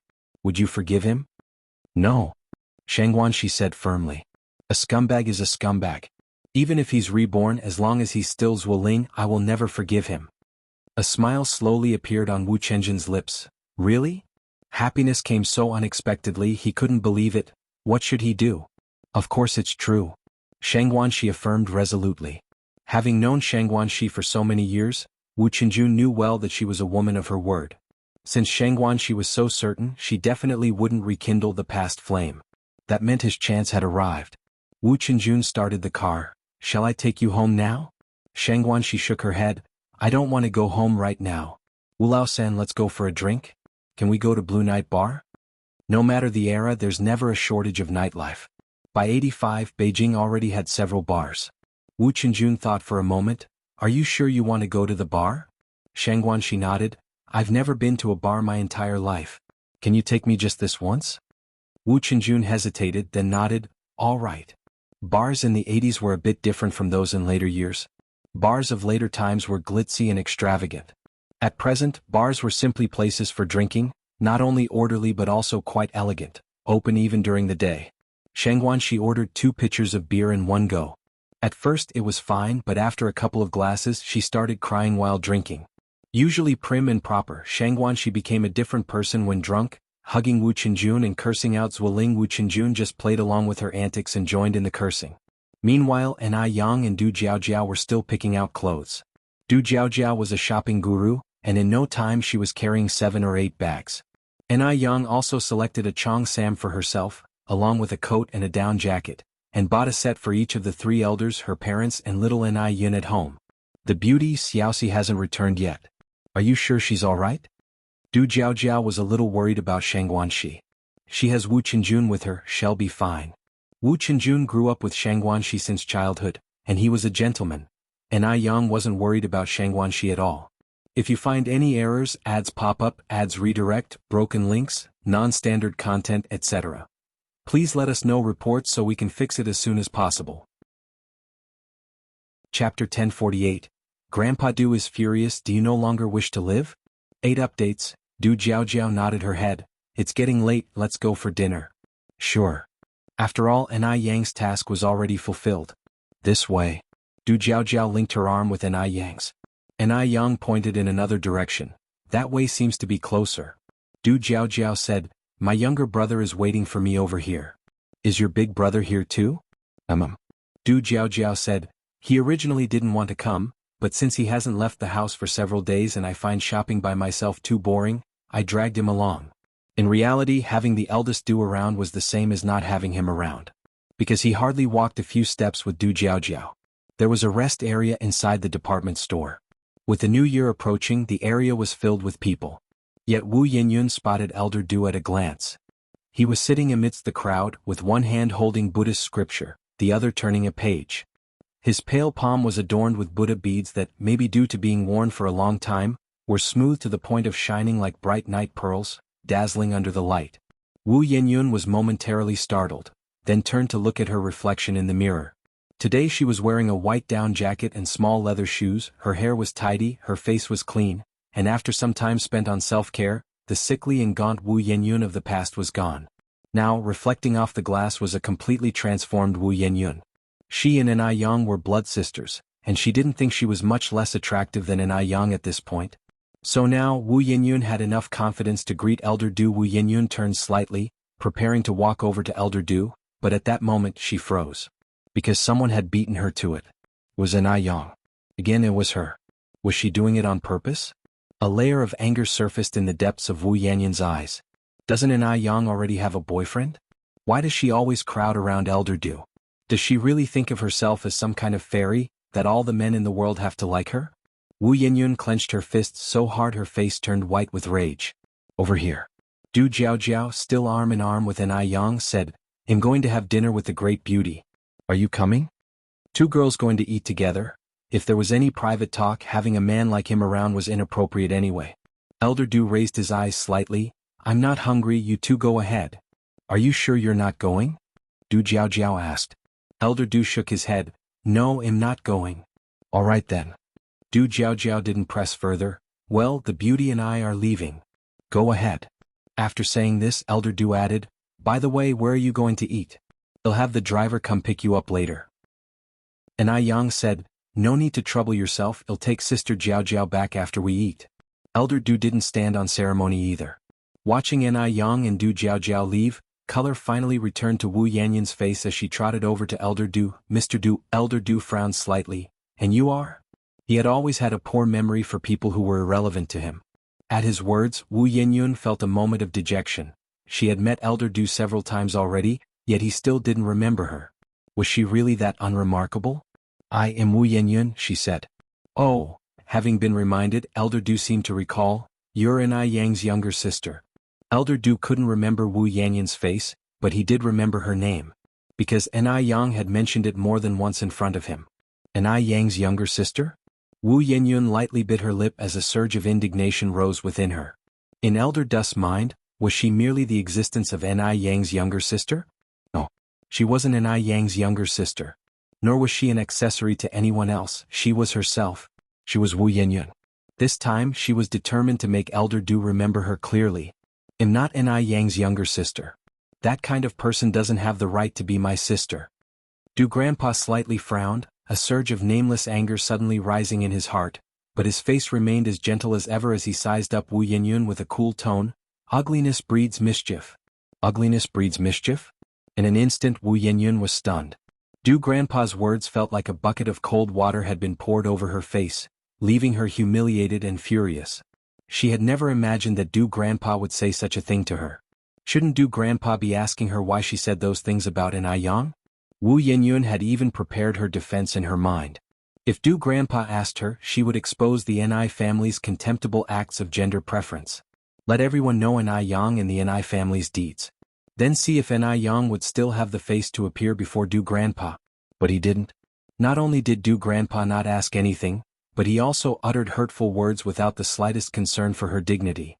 However, judging by Du Grandpa's demeanor, she knew him not to be a man who cannot distinguish right from wrong. Could it be that Ai Yang had poisoned Du Grandpa's mind against her? Yes, it must be so. Previously, Du Grandpa had been very polite to her, and if Ai Yang hadn't said anything, Du Grandpa would not have suddenly turned like this. What on earth did Ai Yang want? She was the victim, the child who had been abandoned, and she had hardly done anything till now, but Ai Yang wouldn't let her go. What? No, she couldn't let Du Grandpa misunderstand her any longer. Chasing after Du Grandpa, Wu Yinyun stepped outside. Mr. Du. Wu Yinyun grabbed the hem of Du Grandpa's long robe. Respect yourself. Du Grandpa flung Wu Yinyun's hand away. Unprepared and on the slippery snowy road, Wu Yinyun tumbled to the ground. Quite embarrassingly. But Wu Yinyun couldn't care about that now, she just wanted to expose Ai Yang's true face to Du Grandpa. Mr. Du, you must not be deceived by Ai Yang. She's a person with double standards. I am her biological sister, born from the same mother, yet because they favored boys over girls they abandoned me. Later, when Ai Yang knew for sure I was her sister, she hid it on purpose for fear I would take the Ai family's property. And moreover, she deliberately appeared before you, she wanted to seduce you. Yet she already... Just then Wu Yanyun's voice suddenly got stuck in her throat as if someone had pressed pause. Because Du Grandpa's hand suddenly gripped Wu Yanyun's jaw, tightening progressively while his slender knuckles turned white. The force was so great that pain twisted Wu Yanyun's facial features. Do you want to die? Although he was a follower of Buddhism at this moment, he was enshrouded in a sinister aura, instilling a deep fear from the bones. Too terrifying. Having known Du Grandpa for so long, Wu Yinyun had never realized he had this side to him. Just when Wu Yinyun felt she was about to die, Du Grandpa gradually released his grip. Wu Yinyun watched Du Grandpa's fading back in a daze, gasping for air. After a long while, Wu Yinyun got up from the ground and walked home. Once home, Wu Yinyun hid in her room under the blanket and sobbed her heart out. It wasn't until dinner time that Wu Yinyun came out of her room. Yan Erju was startled to see Wu Yanyun's spiritless appearance. Xiaoyan, what's wrong with you? You're so pale. Are you feeling unwell? Wu Yinyun shook her head. Mom, I'm fine, just have a bit of a headache, maybe I caught a cold while wandering the mall this afternoon. Yan Erju followed up, let's go to the hospital and have a look. No need, it'll be fine after eating and getting some sleep. Yan Erju frowned, if you're not feeling well you must tell us. Okay, Wu Yinyun nodded. After Wu Jinshu returned home, Yan Erju told him about Wu Yinyun feeling unwell. Wu Jinshu worriedly suggested, shall we go check on Yinyun now? A headache is no joke. Okay. The couple approached Wu Yanyun's bedroom door and knocked for a long time, but there was no response from inside. Fearing that Wu Yinyun might be in trouble, they found a key and opened the door.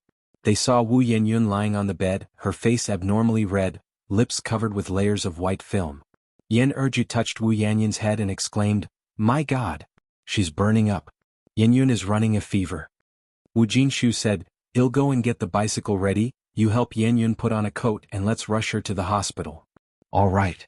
As the Wu family's house was ideally located close to the hospital, the couple pushed the bike and in about 20 minutes, they had taken Wu Yinyun to the hospital. If you find any errors, ads pop up, ads redirect, broken links, non-standard content, etc. Please let us know reports so we can fix it as soon as possible. Chapter 1049. Break up with the scumbag. 9 more. After the doctor's examination it turned out to be a viral cold, nothing serious. A couple of 4 saline drips and some medicine would do the trick. Hearing this, Wu Jinshu and Yan Erju breathed a sigh of relief. On the other side. After drinking, Shangguan Shi and Wu Qinjun returned home, it was already nearing midnight. As if knowing that Shangguan Shi would return late tonight, the gates to the Ni family household were left open. Just as Wu Qinjun's car pulled up to the gate, Ni Tsuehua and Shangguan Dehui walked out from inside. Uncle, Auntie, Wu Qinjun helped a completely inebriated Shangguan Shi out of the car. Is Xiaoxi okay? Ni Tsuehua asked worriedly.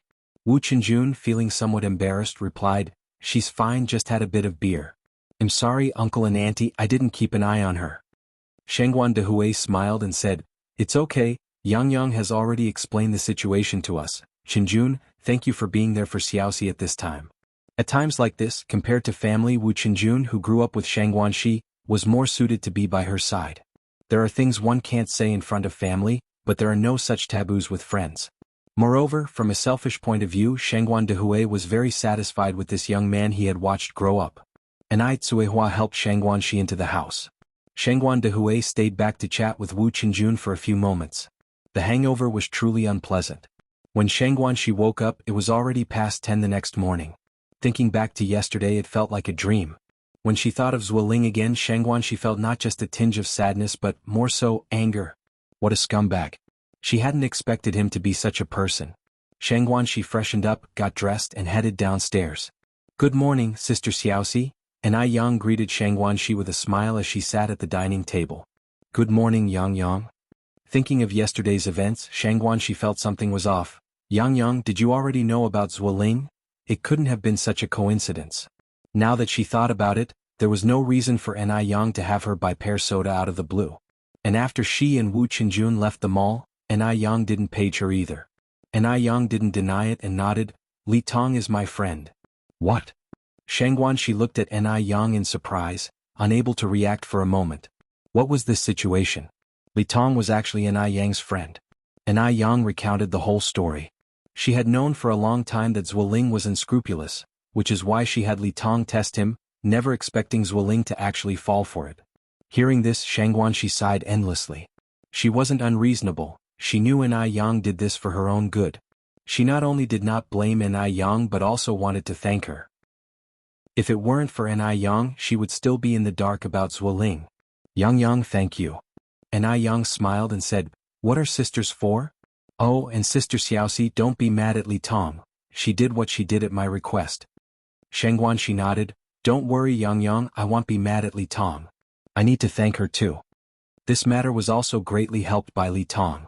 Anai Yang continued, "Sister Xiaoxi, don't be too upset. A scumbag like Zuoling really isn't worth your sorrow. There might not be lots of toads with 2 legs in this world, but there are plenty of men with 2 legs. Right?" Shangguan Shi nodded again. "I understand, am not upset." Shangguan Shi wasn't upset about Zuoling. She was saddened by the lost 3 years of youth. Now, she only regretted not having seen Zuoling's true colors earlier.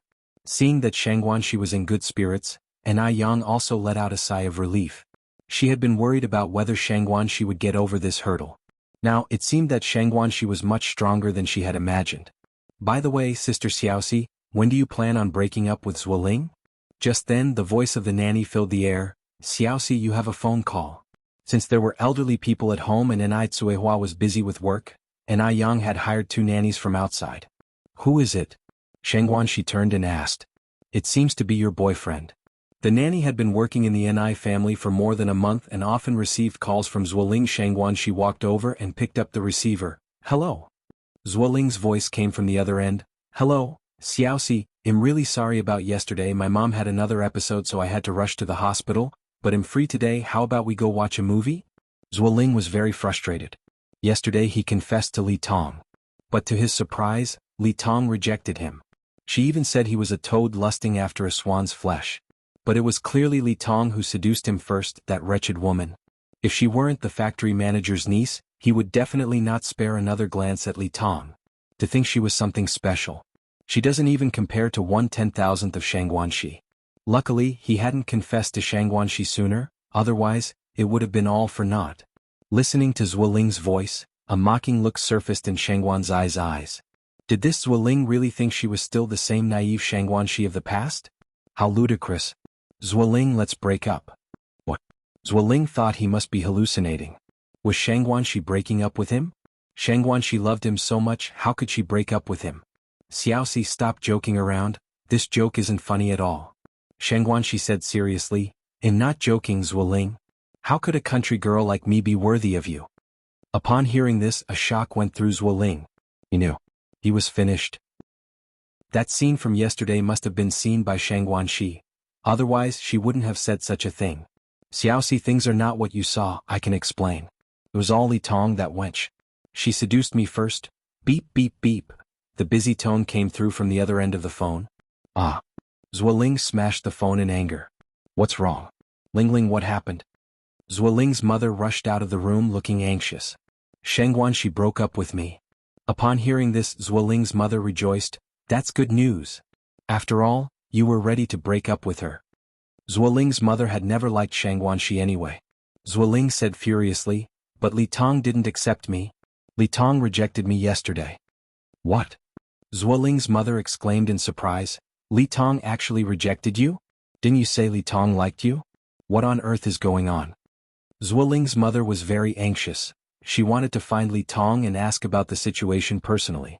After all, Li Tong was a big catch. Without Li Tong, how would her son ever become a great factory manager?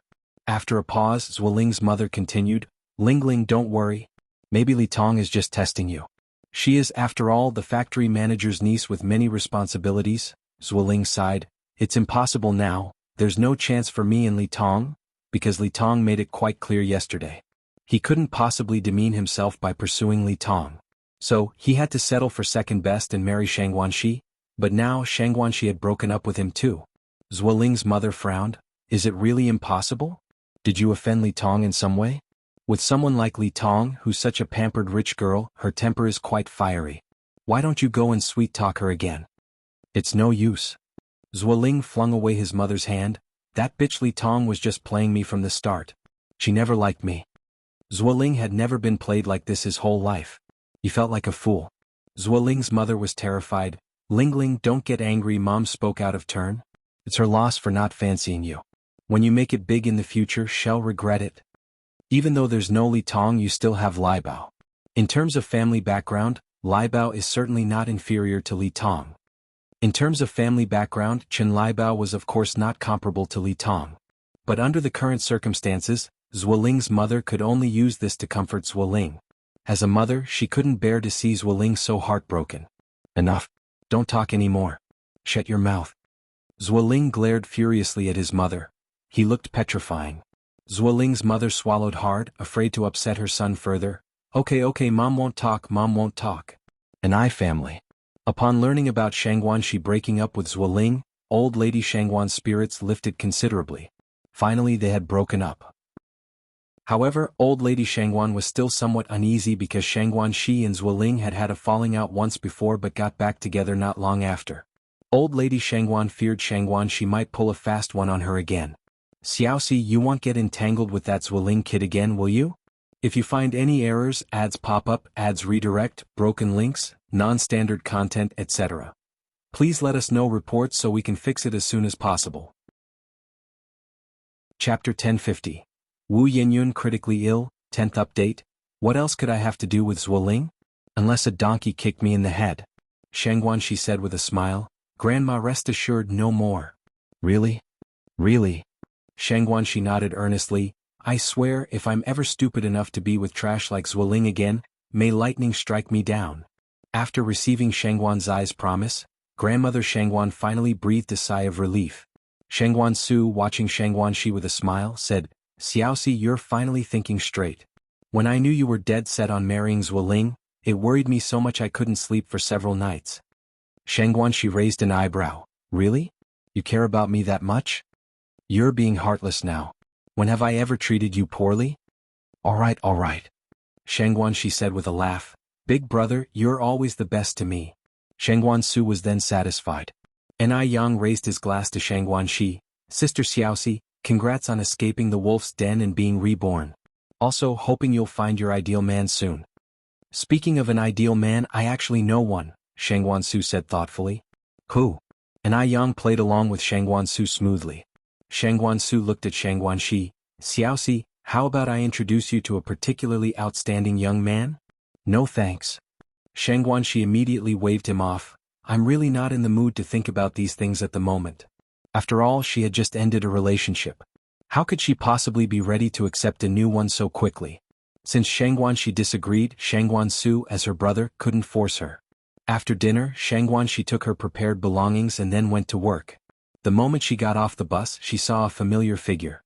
It was Zhu's mother. Zhu's mother was not alone. She stood there with a very plump young woman. Upon seeing Shang Guanxi, Zhu's mother immediately said, There she is. Lai Bao, that's the shameless woman who tricked Lingling out of his bird's nest and watch. Indeed, the young woman standing beside Zhu's mother was Chen Lai Bao. Shang Guanxi had already broken up with Zuoling and naturally did not want to deal with Zhu's mother's attitude. Just as she was about to bypass Zhu's mother, The woman grabbed Chen Leibao's hand and blocked Shangguanzai's path. "Auntie, may I ask what the matter is?" "Shangguan," she said as politely as possible. Zuo's mother did not speak, and Chen Leibao, with her chin lifted, stared at Shangguan Shi. "You shameless woman, hurry and return the things you gave to brother Zuoling." "What?" Shangguan Shi was taken aback. Chen Leibao, hands on her hips and a ferocious look on her face. "You look decent enough, so why always do such shameless things?" The bird's nest was for brother Zuoling's health, and the watch was a gift for his mother. "It's really too shameful to even trick these things away." While being pointed at and scolded, Shangguan Shi wanted to get angry, but she dared not. Because Chen Leibao was simply too fat. At least 300 to 400 pounds. How much did Shangguan Shi weigh? 98 pounds? Chen Leibao could pick her up with one hand. If it came to a fight, Shangguan Shi couldn't win against her, so at times like these, it was better to seek peace rather than conflict. Seeing that Shangguan Shi remained silent, Zuo's mother stepped forward. "I'm telling you, Shangguan Shi, stop playing dumb. Hurry up and return the bird's nest and watch you tricked from Lingling." Now Shangguan Shi understood a bit more. She took out the box of bird's nests and the watch from her bag. "Is this what you're talking about?" Since she had broken up with Zuoling, she wasn't going to keep his things. She had intended to return them to Zuoling after getting to her unit. "Yes, that's it." Chen Leibao snatched the items from Shangguanzai's hands. "You're such a shameless woman. To dare trick these away." Shangguan Shi was very angry, but she had to suppress the rage inside her. She hadn't dreamed that these items weren't even bought for her by Zuoling. And she never expected that her family's words would come true. Now I'd like to correct 2 points. First, these items were given to me by Zuoling. Second, I'm not a swindler. Chen Leibao rolled her eyes. "If you weren't a swindler, would these things be in your possession? Just look at yourself in the mirror. Do you really think brother Zuoling would give you things? Such a shameless person." Shangguan Shi ignored Chen Leibao and walked around them, heading towards her unit. If she couldn't provoke them, couldn't she at least avoid them? Yet just as she reached the entrance of her unit, there was Zuoling waiting. Shangguan Shi simply ignored Zuoling. Zuoling hurried to keep up with Shangguanzai's pace. Xiaoxi, listen to my explanation. Things really aren't like that. Please give me another chance." "Get lost." Of course, Zuoling wasn't willing to get lost. He thought to himself, since Shangguan Shi loved him so much, as long as he thickened his skin a bit more, she would definitely forgive him. Shangguan Shi glanced at Zuoling. "Zuoling, please keep your distance from me. I'm allergic to scumbags. If you keep this up, watch out, I'll call the police and accuse you of harassment. This is the workplace, don't make it awkward for everyone." After saying that, Shangguan Shi turned and left. Zuoling watched Shangguanzai's retreating figure, opened his mouth to speak but then sighed and headed toward his office area. Just as he walked into the office, he noticed his colleagues were looking at him with odd expressions. Could it be that they all knew about his rejection by Li Tong yesterday? That bitch Li Tong.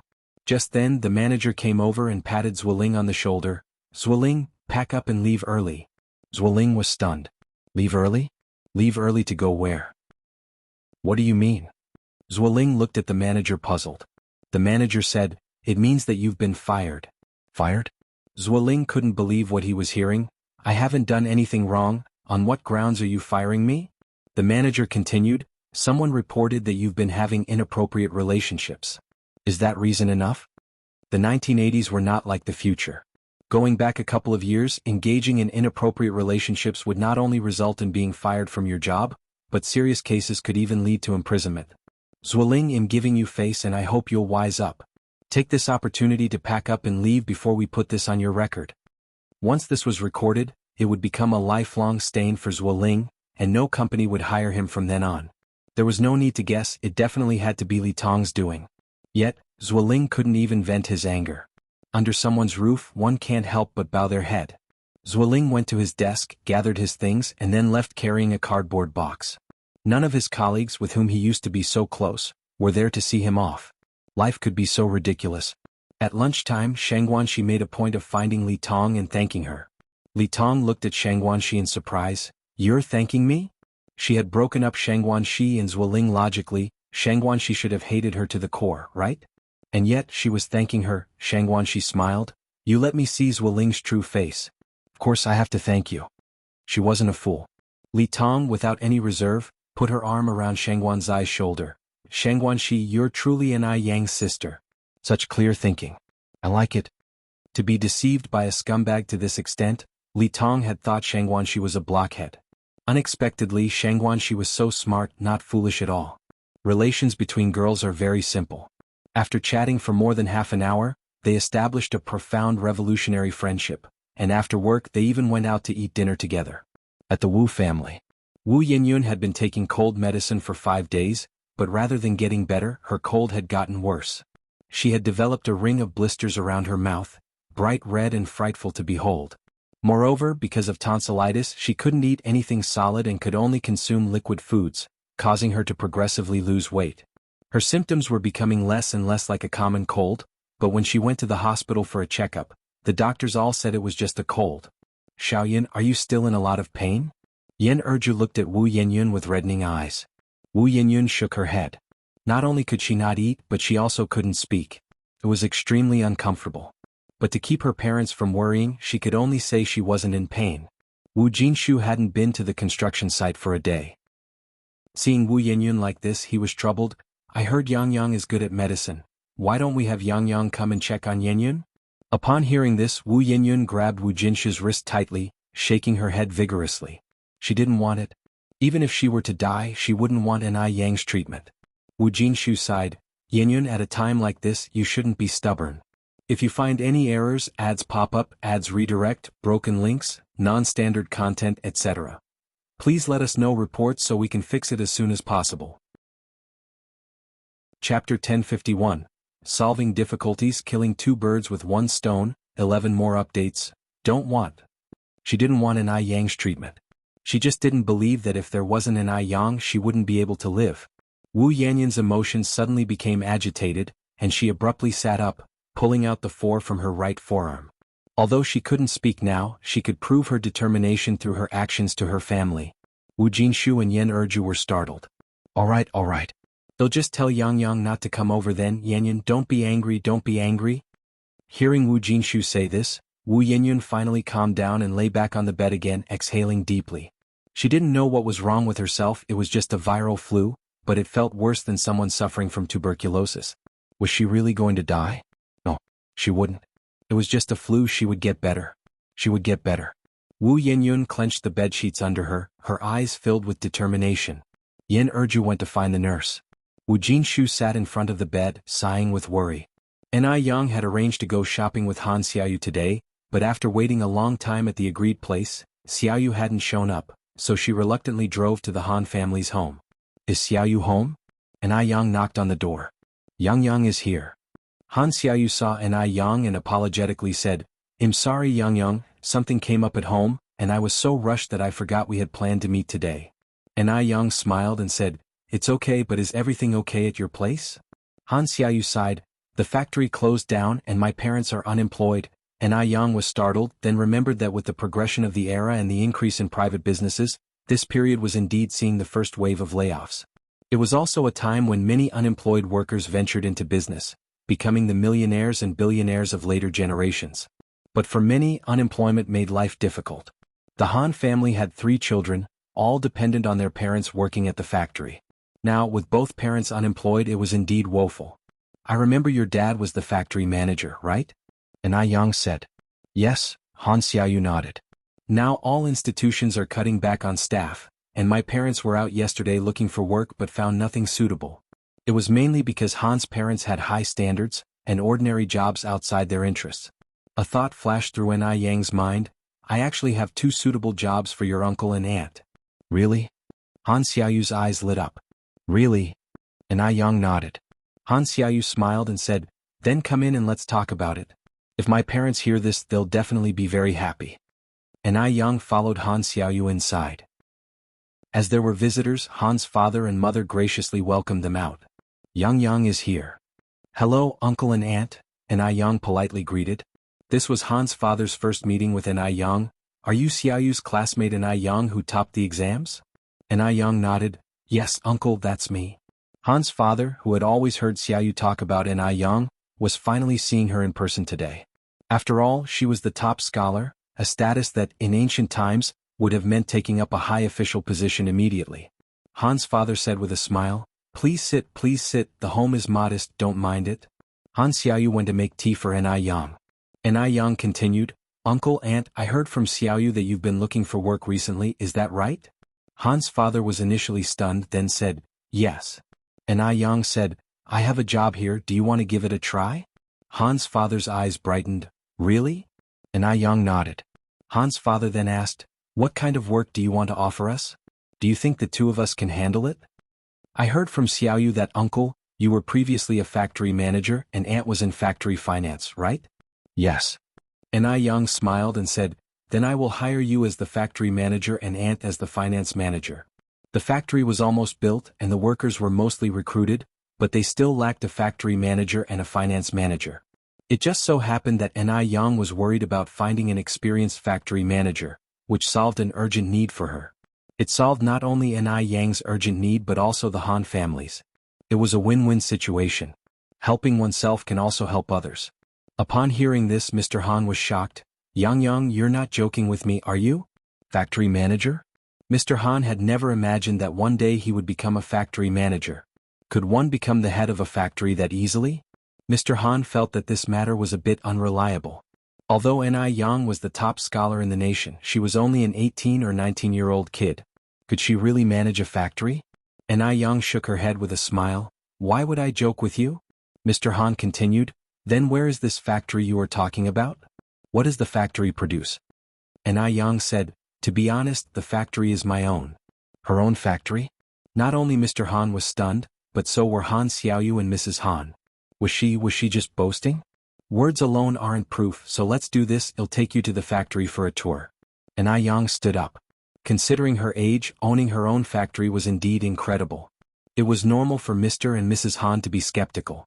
Thus, Ai Yang decided to take them to Jinghua village to clear up their doubts. I'll go get the bicycle, Mr. Han said. Ai Yang smiled, no need to ride a bicycle. I came by car today. Driving? Han Xiaoyu grabbed Ai Yang's arm. Oh my god, Yang, you drove here? Is it one of those four-wheel sedans? Ai Yang nodded, yes. Han Xiaoyu swallowed hard. Han Xiaoyu had always known that Ai Yang came from a well-off family, but she had no idea it was to this extent. A sedan. Ordinary families found it hard to even buy a bicycle, yet Ai Yang already had a sedan. Mr. and Mrs. Han exchanged glances, also seeing disbelief in each other's eyes. Could the child be playing a trick on them? Only when they all followed Ai Yang out and sat in the ordinary-looking but luxurious sedan, did they believe that Ai Yang was not lying. Han Xiaoyu, sitting in the passenger seat, exclaimed with excitement, Yang, you're so amazing. You can even drive a car. Oh my goodness. Don't laugh, but this is my first time in a sedan. Before long, the car entered Jinghua village. Han Xiaoyu asked, Yang, does your family live here? Yes, this is Jinghua village. Han Xiaoyu said in amazement, your village is so nice. They even installed street lights. It's like the city, not like a village at all. Mr. and Mrs. Han nodded in agreement. Who would believe this was a rural area if they hadn't seen it with their own eyes? It wasn't long before they arrived at the factory. The factory had already been under construction for 2 months. The framework had already emerged because it covered a large area, making it look very imposing. There were about 10 more days to the New Year holiday, so the workers were working extra hard these days. Ai Yang treated them so well, they couldn't let the New Year delay the construction schedule. Seeing Ai Yang coming, everyone greeted her enthusiastically. It was evident from everyone's attitude that Ai Yang was very popular. Uncle and Auntie, this side is the production workshop, this side is the dormitory for the workers, this side is the canteen, and over here is the shower room. Seeing this scene with their own eyes, Mr. and Mrs. Han no longer had any doubts. Ai Yang then discussed her plans with Mr. and Mrs. Han. After all, Mr. Han had been a factory manager for over a decade and offered several valuable suggestions to Ai Yang. Meanwhile, the look in Mr. Han's eyes toward Ai Yang changed. Although Ai Yang was only a teenager, her knowledge and experience were far beyond that of her peers, even beyond what he could match. This was truly impressive. After they toured the factory, Ai Yang took Mr. and Mrs. Han to the Ai family home. Han Xiaoyu said, Yang, this is your house? Ai Yang nodded. Your home is really beautiful. There was heating in the living room on the first floor. Ai Yang took off her coat as they entered. Uncle and Auntie Xiaoyu, please have a seat. The nanny immediately went to make tea. Han Xiaoyu looked around the Ai family's living room, her eyes full of astonishment. She finally understood how Granny Lu felt when she entered the Grand View Garden. Ni Yang continued, "Uncle and Auntie, the factory is expected to start operations after the second month of the new year. Regarding the salaries, the factory manager will get 280 yuan per month, and the financial manager will get 98 yuan. Such high salaries?" Mr. Han was taken aback. "If you find any errors, ads pop up, ads redirect, broken links, non-standard content, etc., please let us know reports so we can fix it as soon as possible." Chapter 1052, Meta Benefactor, 12 more updates. You should know that before this, Han's father's salary was only 128 yuan a month. Ni Yang's salary was nearly more than double the previous amount. Ni Yang said with a smile, "This is just the starting salary. After half a year it will increase by 100 yuan, and another 100 yuan after a full year. After 15 years there will even be a car reward." Ni Yang never skimped when it came to treating employees. Moreover, the greater the employee turnover, the greater the damage to a company. A truly good company has a very low resignation rate, practically none at all. Upon hearing this, Han's father's eyes widened in disbelief. "Is that true or false?" Ni Yang nodded. "If you and Andy think it's suitable, let's find a time to sign the contract." "Suitable? Of course it's suitable. With such good treatment only a fool would disagree." At Ni Yang's warm invitation, Han's father and mother stayed in the Ni family house for dinner that evening. After dinner, Ni Yang drove them home. That very night, Ni Yang drafted the contract, and the next day he went to the Han family's home to have the contract signed. After Ni Yang left, Han's father looked at Han Xiaoyu with a loving face. "Xiaoyu, you've really met your benefactor this time." Ni Yang was so impressive that Han Xiaoyu also felt honored. "That's right, I've told you before, Yang Yang is very amazing." Han's mother stood up and said, "Yang Yang has been gracious to our family. Our family must not forget this kindness in the future." "Your mother is right," agreed Han's father with a nod. Han Xiaoyu smiled and said, "Don't worry Mom and Dad, even if I forget someone, I won't forget Yang Yang." Meanwhile, Wu Yanyan's condition was getting more severe, and she had fallen into a coma, which led the doctor to suggest a transfer to another hospital. Wu Jinshu and Yan Erju were very anxious, and they transferred Wu Yenyun to the city hospital overnight. The conclusion from the city hospital was also that it was a cold. With reddened eyes, Yan Erju said, "How could it be a cold? If it were really just a cold, it wouldn't be this serious." As she spoke, Yan Erju turned to look at Wu Jinshu and continued, "Why don't you go to Yang Yang anyway?" Wu Jinshu frowned, "But if Wu Yenyun found out, who knew how she might react?" Yan Erju said, "We're losing her life here. Why care about all that now?" "All right, I'll go." Wu Jinshu went to the Ni family's house overnight. The snow was flying outside. When Ni Yang opened the door, Wu Jinshu was covered with a layer of snow, including his eyebrows which were all white. Ni Yang almost didn't recognize him. "Yang Yang. Godfather? Why have you come? Please come in quickly." Wu Jinshu followed Ni Yang inside. Once inside, Ni Yang poured a cup of hot milk tea for Wu Jinshu. "Godfather, have some hot drink first to warm up your body." Wu Jinshu rubbed his frozen hands and immediately took the milk tea, drinking it in one gulp. "Godfather, it's so late. You must have come to see me for something urgent?" Ni Yang said. Wu Jinshu nodded. "It's about Yenyun, she's fallen ill. Yang Yang, you must save her." Ni Yang was taken aback. "Godfather, don't panic, take it slow and tell me." On the other side, Ni Tsuehua and Shangguan Dehui, hearing the noise, also came down from upstairs. After hearing the whole story, Ni Tsuehua was very nervous. "How is Yenyun now? She's okay, right?" No matter what, that was her daughter, she couldn't remain unmoved. Furthermore, Ni Tsuehua still felt guilty inside. Wu Jinshu sighed, "The situation is very bad now, otherwise I wouldn't have come looking for Yang Yang." Ni Yang put down the cup and looked up at Wu Jinshu. "Godfather, the reason you didn't come before was because Yenyun wouldn't let you, right?" It could be heard from Wu Jinshu's words that Wu Yanyan's illness had been dragging on for a long time. If Wu Yenyun hadn't stopped him, Wu Jinshu and Yan Erju would not have waited until Wu Yenyun had already fallen into a coma before coming to find her. Thus, Ni Yang could guess that previously, Wu Yenyun had stopped Wu Jinshu from coming over. Wu Jinshu was silent. Because Ni Yang had hit the nail on the head about the true circumstances. On the other hand, who would want to get involved in such a thankless task? If Ni Yang saved Wu Yenyun and she recovered, what would happen if rather than being grateful she blamed Ni Yang for meddling in her affairs? Wu Jinshu sighed softly. Now even if Ni Yang truly ignored Wu Yangyun, he had no right to blame him. Forget it. They would think of other methods. Ni Tsuehua was also stunned, having been preoccupied with worrying about Wu Yangyun, she had overlooked this point. Ni Yang then said, "Saving a life is urgent, Godfather, let's go." Ah. Wu Jinshu was startled. He hadn't expected Ni Yang to come up with such a statement suddenly. He had even been prepared for Ni Yang to refuse. Unexpectedly, Ni Yang had agreed at this moment. Ni Yang said with a smile, "I am a doctor. In the face of life and death, I cannot remain indifferent. It also goes against my teacher's admonitions. Besides, our Ni family owes Yangyun a life. This time, it's as if I am returning what our Ni family owes her. A life for a life. Was fair. In doing so, it would also make Ni Tsuehua feel better, so she wouldn't always feel as though she owed Wu Yangyun something. Once there was a sense of debt in one's heart, it would become a burden, and Ni Yang didn't want Ni Tsuehua to feel burdened. Wu Jinshu's eyes reddened. "Yang, thank you." Ni Yang put on his coat, donned his scarf. "Let's go." "I'll go with you," said Ni Tsuehua. "I'm coming too," said Shengwan Dehui. When several people arrived at the hospital and saw Wu Yanyan's condition, Ni Yang was also taken aback. Because Wu Yanyan's situation was quite serious. If he hadn't seen it with his own eyes, it would be difficult to associate her with the lively Wu Yanyan of before.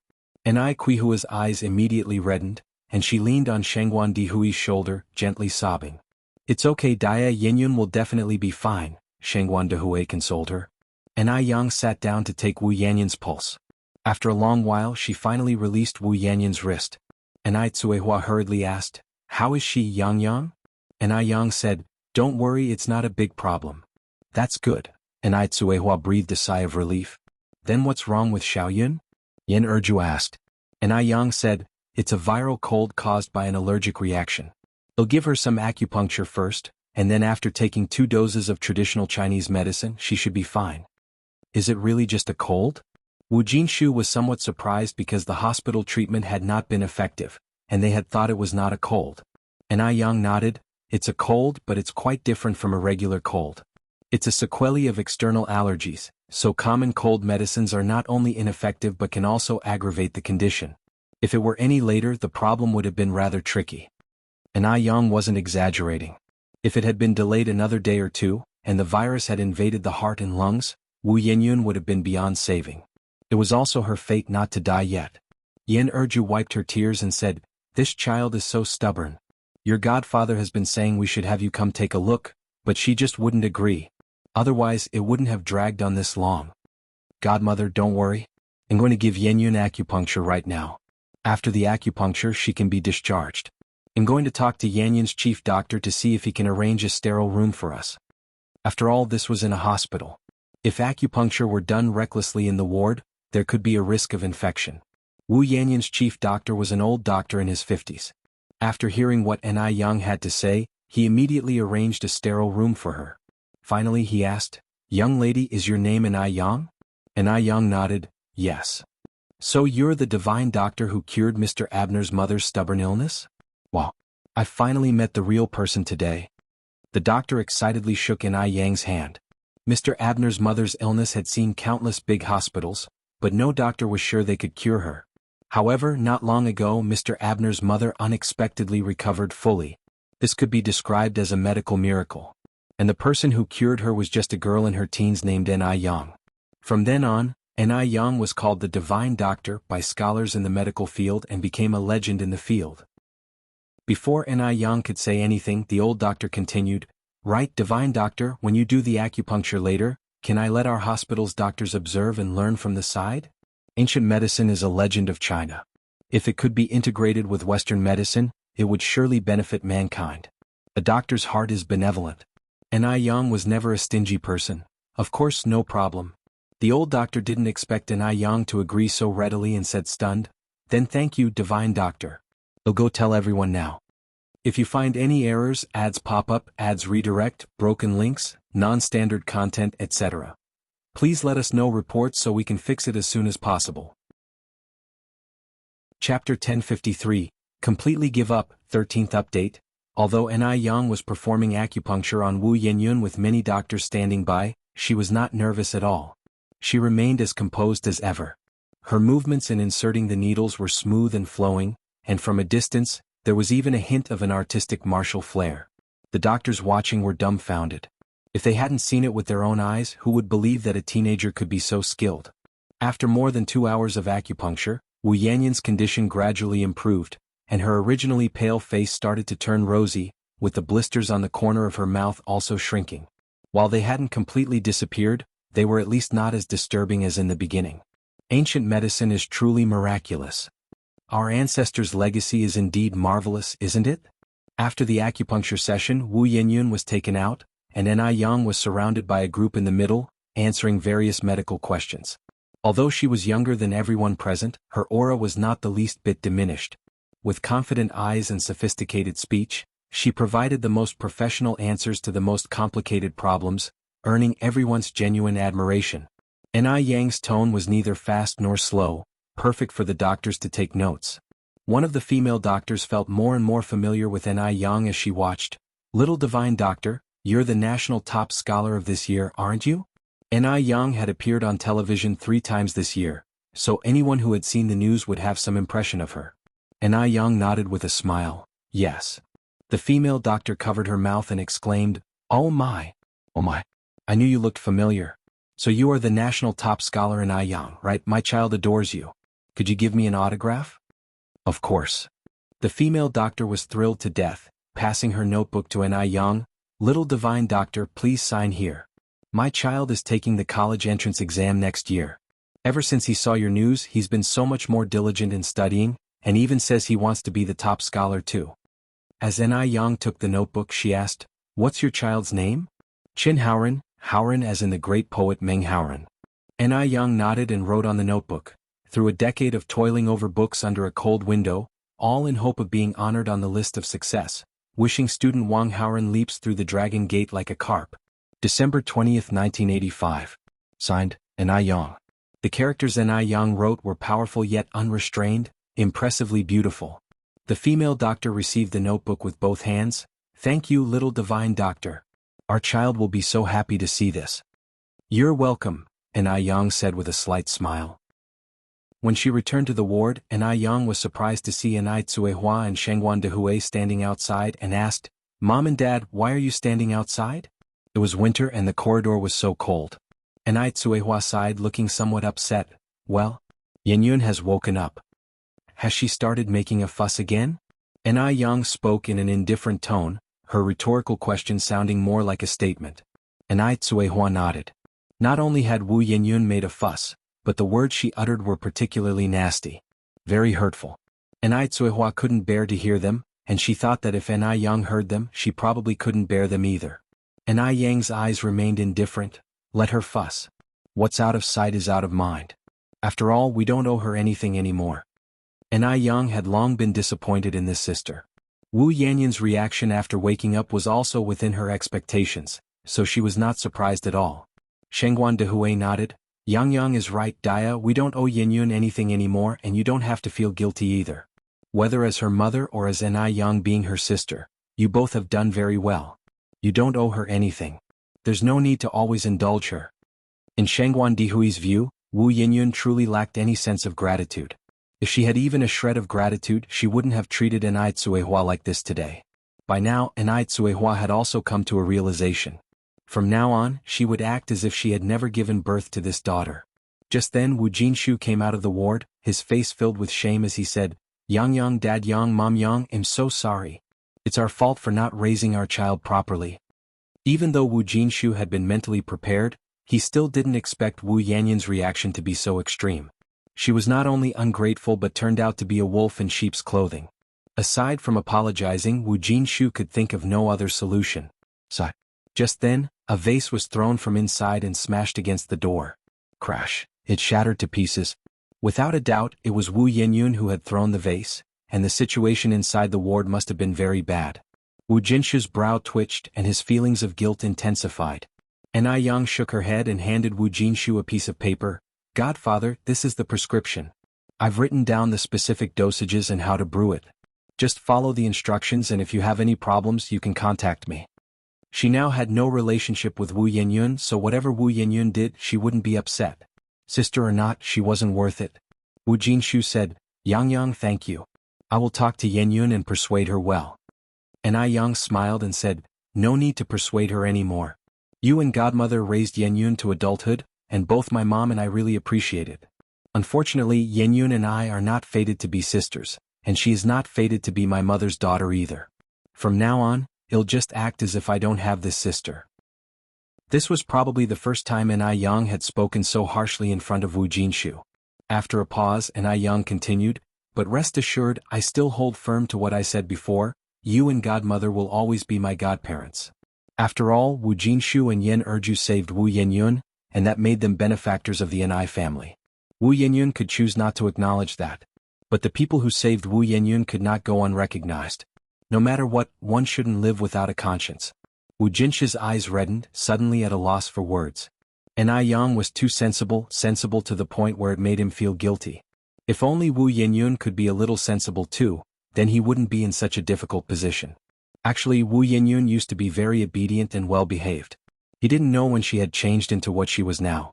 An Yang went on, Yenyun has just woken up, so it's not good for her to get too agitated. You should go in and calm her down. Nothing is more important than her life. We will be heading back. Wu Jinshu insisted on escorting An Yang and her company out of the hospital. After getting into the car, An Yang asked, Mom, now that Yenyun is no longer connected to our family, can you really let go of her? An Tsuehua looked out the window with a relieved smile. Just like you said, there's no mother-daughter fate between us. A melon forced is not sweet, let it go, I've come to terms with it. Now that her heart was unburdened, An Tsuehua didn't owe Wu Yenyun anything anymore. It eases my mind to hear you say that. As time went by, the year-end was rapidly approaching. Today was the 28th of the 12th lunar month, and the day after tomorrow would be Chinese New Year's Eve. Since the new year was just around the corner, An Yang had closed all of the pure jade skin stores and gave all the employees a 10-day holiday. In addition, she gave them a lot of New Year's gifts. Even though pure jade skin could earn a lot in a single day, she knew money was never ending. To Chinese people, celebrating the new year is of utmost importance, and she didn't want the employees to think of her as an inhumane boss. Besides, there's no end to earning money, it doesn't matter if she earns a bit more or less. Additionally, the Heavenly Fragrance restaurant also ceased operation for 10 days. They would resume work on the 8th day of the new lunar year. During these days, Wu Yenyun's health also improved day by day. Yen Erju smiled and said, Yenyun, you owe a lot to Yang Yang. Without her, you might still be lying in that hospital bed. At the mention of An Yang, the smile on Wu Yenyun's face suddenly faded. If she hadn't meddled, maybe I would have recovered a long time ago. Yenyun? Did I say something wrong? Wu Yenyun turned to look at Yen Erju. Mom, don't forget An Yang is just a doctor. Maybe all of this was a scheme she cooked up with the doctor. She wants me to be grateful to her. She wants me to forgive her. But An Yang nearly cost her her life. Why should she forgive An Yang? She would never forgive An Yang. Yen Erju continued, Yenyun, you have too many misunderstandings about Yang Yang.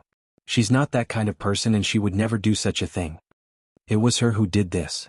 Wu Yenyun continued, firstly, she wanted to kill me because she was jealous of me, she was afraid I would compete with her for the inheritance.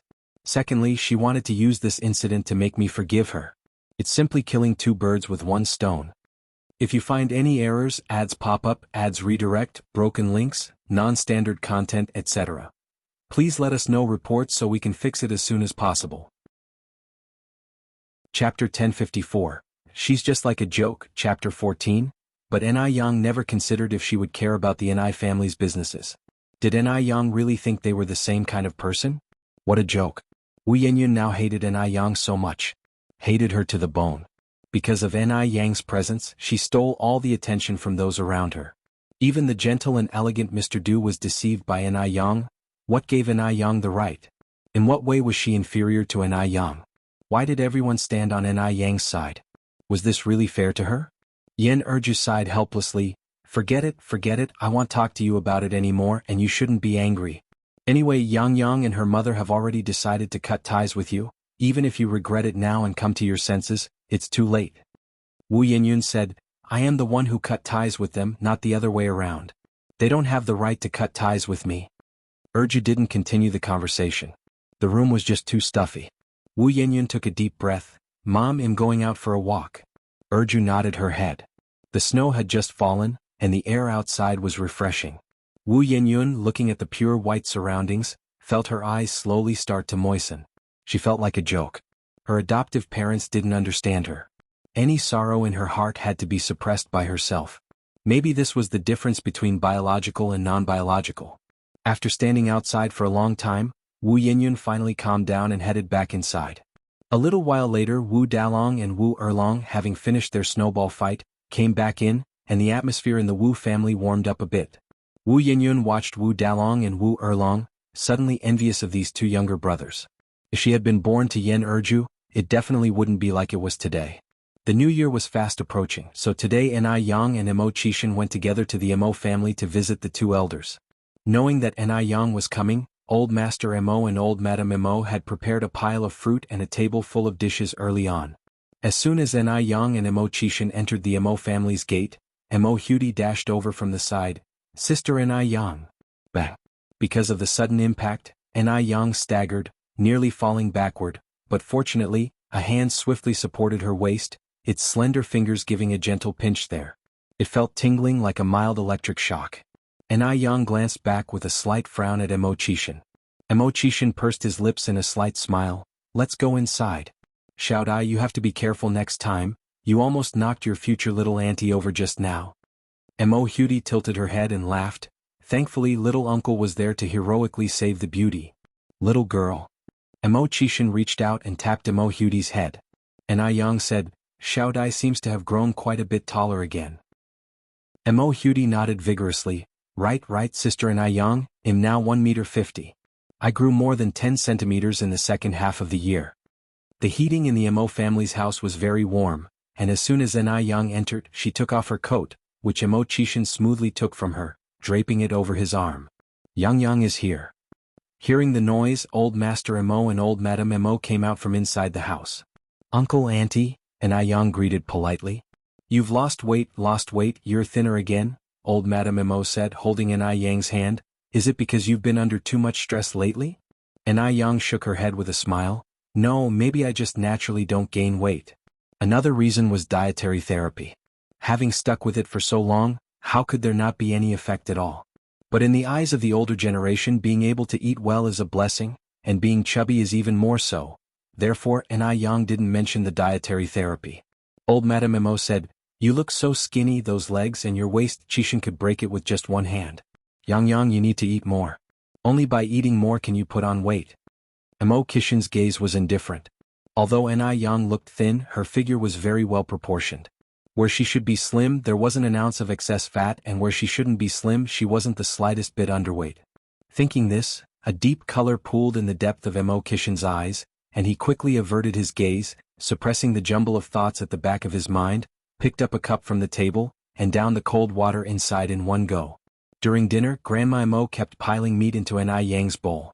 Ni Yang, unable to refuse the kindness, would pass the uneaten portions into Mo Chishan's bowl. Whether she had touched them or not, all of it ended up in Mo Chishan's bowl. Mo Chishan wasn't picky and accepted everything wholeheartedly. Most importantly, he seemed to really enjoy it.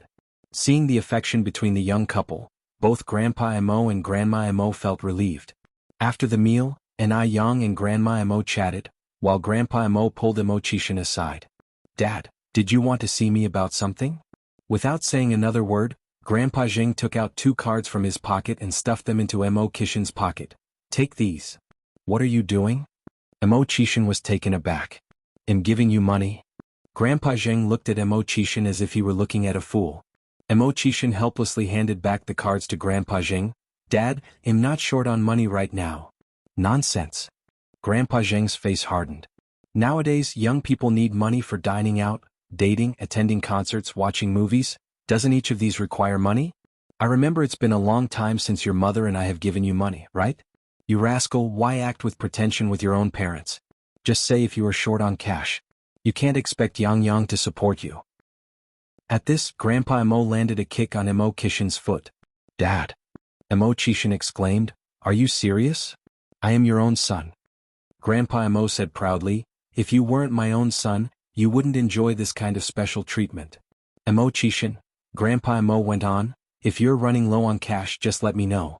Don't even think about saving money when dating. Our family is wealthy and you don't need to save." Take the money. I really don't need money. Grandpa Mo glared at Mo Chishan, gruffly saying, if you say you don't need money one more time, it'll break your legs. Mo Chishan, fine, he would just keep his mouth shut. The father and son were talking at the stairwell turn, and just at that moment Xiao Yingying happened to be coming downstairs and saw everything. A sneer curled the corner of Xiao Yingying's mouth.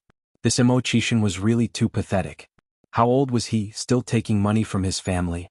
Mud is mud, it could never be put on the wall. Xiao Yingying shook her head, shedding the sneer from her face, and walked past the two men. Seeing Xiao Yingying, Mo Chishan frowned slightly. Why hasn't she left yet? Grandpa Mo said indifferently, it seems like Baichuan's aunt and uncle went abroad for a vacation, so she hasn't left yet. In the end, one more person is just another pair of chopsticks. Don't bother about her. Mo Chishan kept an impassive face and said no more. Xiao Yingying went straight to the living room and saw An Yang there. The mocking look in her eyes, which had faded, now re-emerged. She used to be so jealous of An Yang, but she wasn't the least bit jealous anymore. So what if An Yang was pretty? Being beautiful didn't change the fact that she was marrying a loser like Mo Chishan. Xiao Yingying didn't even want to greet them and left the Mo family's living room, just in time to run into Mo Baichuan and Zhao Jingrong at the entrance. Cousin. Yingying, where are you going? Asked Mo Baichuan.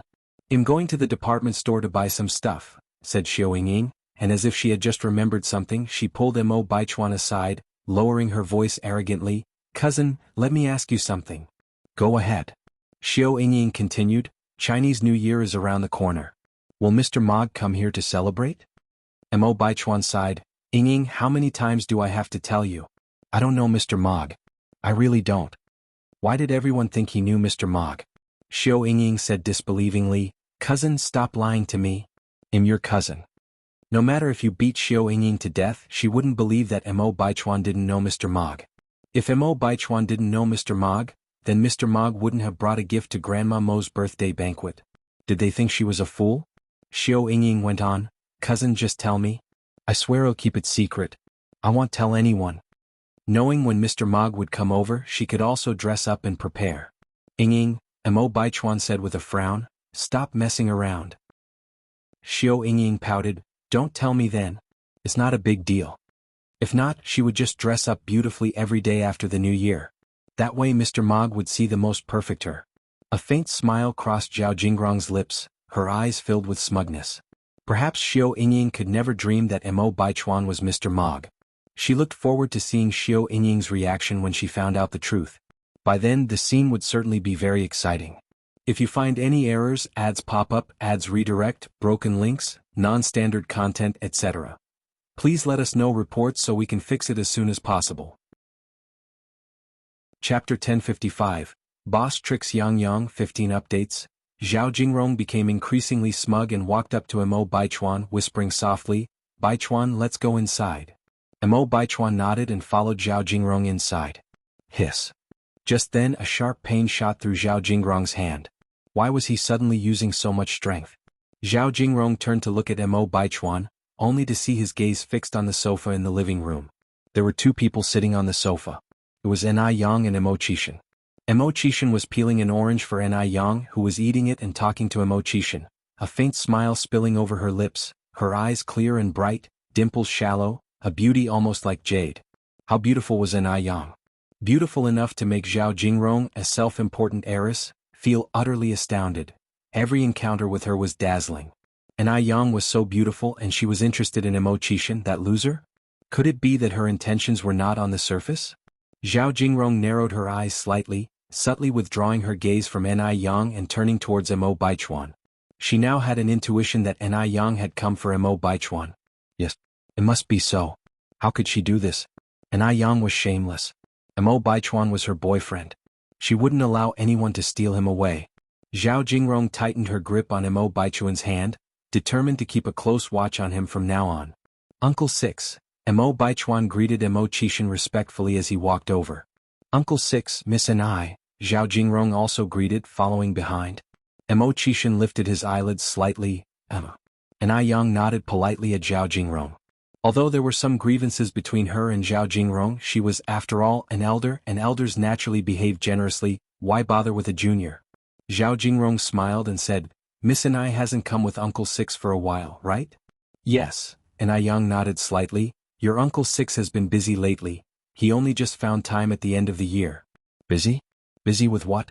Busy turning into a loser? Those words, only Yang could utter them without biting her tongue. Zhao Jingrong almost laughed out loud, the mocking expression in her eyes growing more apparent. Seems Uncle Six is indeed a very busy man, Zhao Jingrong said. Yang was non-committal, as if she hadn't understood the implication in Zhao Jingrong's words. Zhao Jingrong continued, I wonder what Miss Enai has been busy with recently? Just casually keeping busy, said Yang in a light tone. Zhao Jingrong smiled and said, They say birds of a feather flock together. Uncle Six is a busy man, and so is Miss Enai.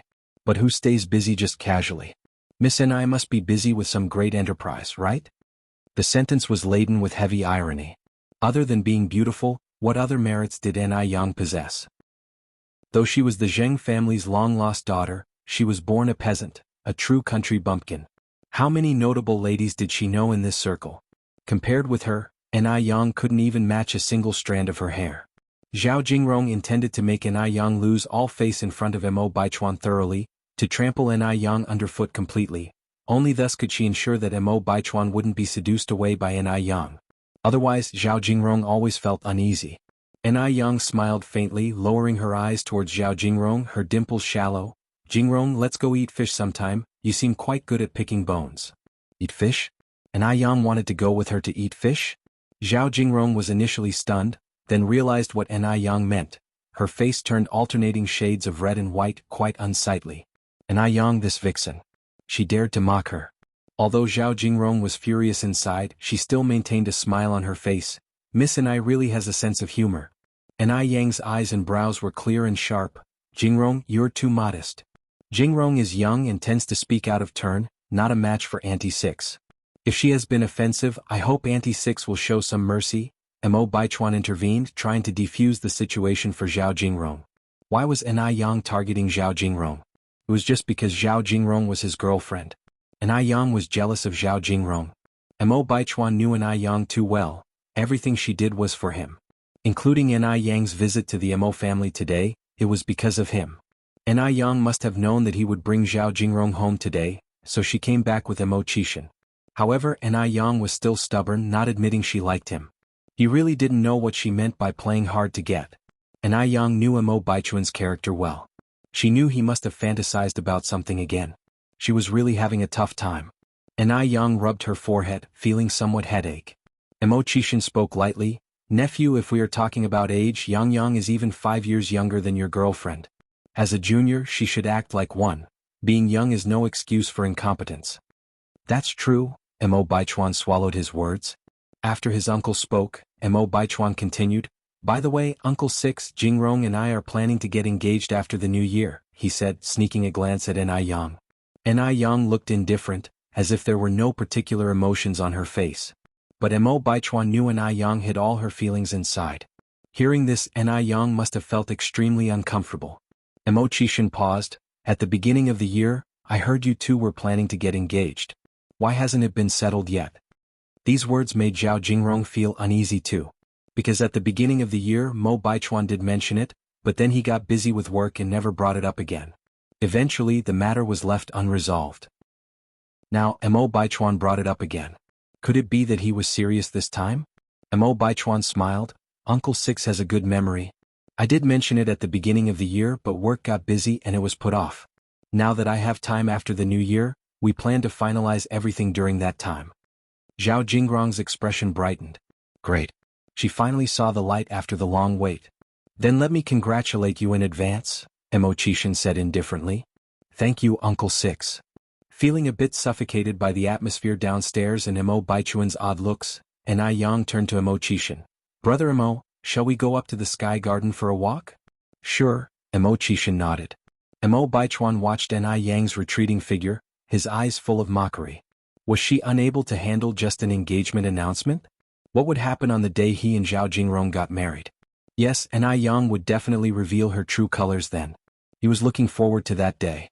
On the top floor of the Mo family house, there was a transparent glass house filled with many flowers and plants. Despite it being winter, the glass house was blooming with flowers. Seeing the beautiful plants, Yang's mood instantly improved. After walking out of the Sky Garden, Ni Yang and Emo Chishan played games in a room on the third floor. Because Ni Yang really didn't want to see that narcissistic Emo Baichuan. And with Zhao Jingrong speaking sarcastically, and the new year approaching, Ni Yang didn't want to let insignificant people affect her mood. Emo Chishan held a game controller in one hand and picked up a cigarette with the other. Click, the lighter sparked, filling the air with a faint smell of smoke. Yang, do you want one? Emo Chishan smiled at Ni Yang. No, Ni Yang spoke indifferently, smoking is bad for health, don't you know? Emo Chishan took a deep drag on his cigarette, then blew a beautiful smoke ring. Really don't want one? No, Ni Yang shook her head. Emo Chishan slightly raised his eyebrows. Before Ni Yang realized it, she was pressed down on the couch, a large shadow looming over her, his thin lips against hers, cool and tingling. He transferred all the smoke from his mouth into hers. The dense smoke hit her, and Ni Yang's eyes widened. He was too wicked. Using this trick. It was a long while before Emo Chishan let go of her, his tone low. Tasty? Getting skillful? Ni Yang slightly raised her eyebrows. It's all thanks to the boss training. Emo Chishan's thin lips parted lightly. Your face is truly thick. Ni Yang reached out and pinched Emo Chishan's cheek. Emo Chishan wrapped his arm around her waist, resting his chin on her shoulder. Yang, how come I just like you so much? Ni Yang smiled, men's mouths deceiving devils. You like me now, but when I am old and faded, perhaps you won't like me anymore. If you find any errors, ads pop up, ads redirect, broken links, non-standard content, etc. Please let us know reports so we can fix it as soon as possible. Chapter 1056. Grasshoppers after autumn are not to be feared. Chapter 16 Update. Emo Chishan looked at Ni Yang and said seriously, I want. No matter when, I will never change my heart unless you reject me first. Really? Ni Yang slightly raised her eyebrows. Absolutely sincere, heaven and earth can witness. Ni Yang then said, I'm thirsty now, can you go downstairs and bring up my teacup? Right away. Emo Chishan immediately rose from the sofa and headed downstairs. Ni Yang had originally planned to return home in the afternoon, but after spending time with Emo Chishan, it suddenly became evening, so she ended up staying at the Emo family for dinner. Zhao Jingrong didn't go back either. Although old Madam Emo and old Master Emo did not like Zhao Jingrong, she was now Emo Baichuan's girlfriend, and since Emo Baichuan insisted on being with her, the elderly couple found it inappropriate to say anything. At the dinner table, Emo Baichuan brought up his engagement with Zhao Jingrong once again. Upon hearing this, old Master Emo looked up at Emo Baichuan. As long as you have thought it through, what about your parents, have you talked to them? He didn't want to persuade anymore at this point. Because no amount of persuasion would be useful. Children and grandchildren have their own fortune. As long as his son and daughter-in-law were fine, he, as a grandfather, was fine too. Emo Baichuan nodded. Don't worry, I have communicated everything with them. Old Master Emo said, as long as you have talked it through with them, just proceed with the arrangements when the time comes. Emo Baichuan was stunned for a moment, seemingly not expecting old Master Emo to be so easy to talk to. He thought old Master Emo would object. Zhao Jingrong sat shyly on the side, her heart sweet as if filled with honey. This was perfect. Finally they had reached this day. Soon she would be the envied Mrs. Mog. After the meal, Emo Chishan prepared to take Ni Yang home. Just as the two of them were about to leave, Ni Yang suddenly remembered she had left something upstairs. Thus, Emo Chishan went up to retrieve it while she went to the restroom. Coming out of the restroom, she was blocked by a tall figure. Ni Yang frowned slightly, looked up, and saw that it was Emo Baichuan. Seeing Emo Baichuan, Ni Yang felt overwhelmed. She didn't know why, although she hadn't done anything. Emo Baichuan always thought she liked him, self-confident without any reason. Emo Baichuan looked at Ni Yang and said word by word, Ni Yang, I'm giving you one last chance. I'm about to get engaged to Jingrong. By then, even if you regret it, it'll be too late. He was giving himself a chance and also giving Ni Yang a chance. He didn't want Ni Yang to have regrets. More importantly, he didn't want to have regrets himself. Ni Yang was astute, knowing that she was playing hard to get, yet he still fell for her irresistibly. Although Emo Baichuan didn't want to admit it, Ni Yang had indeed achieved her goal. Emo Baichuan, let me emphasize seriously one more time, I have no interest in you, not even a cent's worth. I only like your uncle Emo Chishan. Only him. Saying this, Ni Yang pointed to her head. If there's something wrong here, you should hurry to the hospital for a checkup. Don't fantasize all day, It's easy to develop a mental illness that way. Mo Baichuan's expression turned cold, and Yang stopped pretending. Is there any point in keeping up this act? Aren't you tired? Resisting the urge to curse, Yang pushed Mo Baichuan away, her brow furrowed. Mo Baichuan, I'm now your uncle's girlfriend and I will be your future aunt. Please show some respect in front of your elders. With that, Yang walked outside. Mo Baichuan was a martial artist and not many people could push him. Yet Yang had done it, seemingly without much effort. Mo Baichuan watched Yang's retreating figure, licked his molars, his eyes filled with dangerous intent. If that was the case, he could only let Yang regret it herself. He would definitely give Zhao Jingrong an enviable, grand wedding. Yang arrived at the door just as Mo Qixin came down from upstairs. Yang, your bag. Yang took the bag and got into the car with Mo Qixin. Big brother Mo, I think your nephew has a problem. Yang had wanted to discuss this matter with Mo Qixin. After all, couples should be open and honest with each other without any secrets. However, she was worried that if she spoke out, it might impact the relationship between Mo Qixin and Mo Baichuan.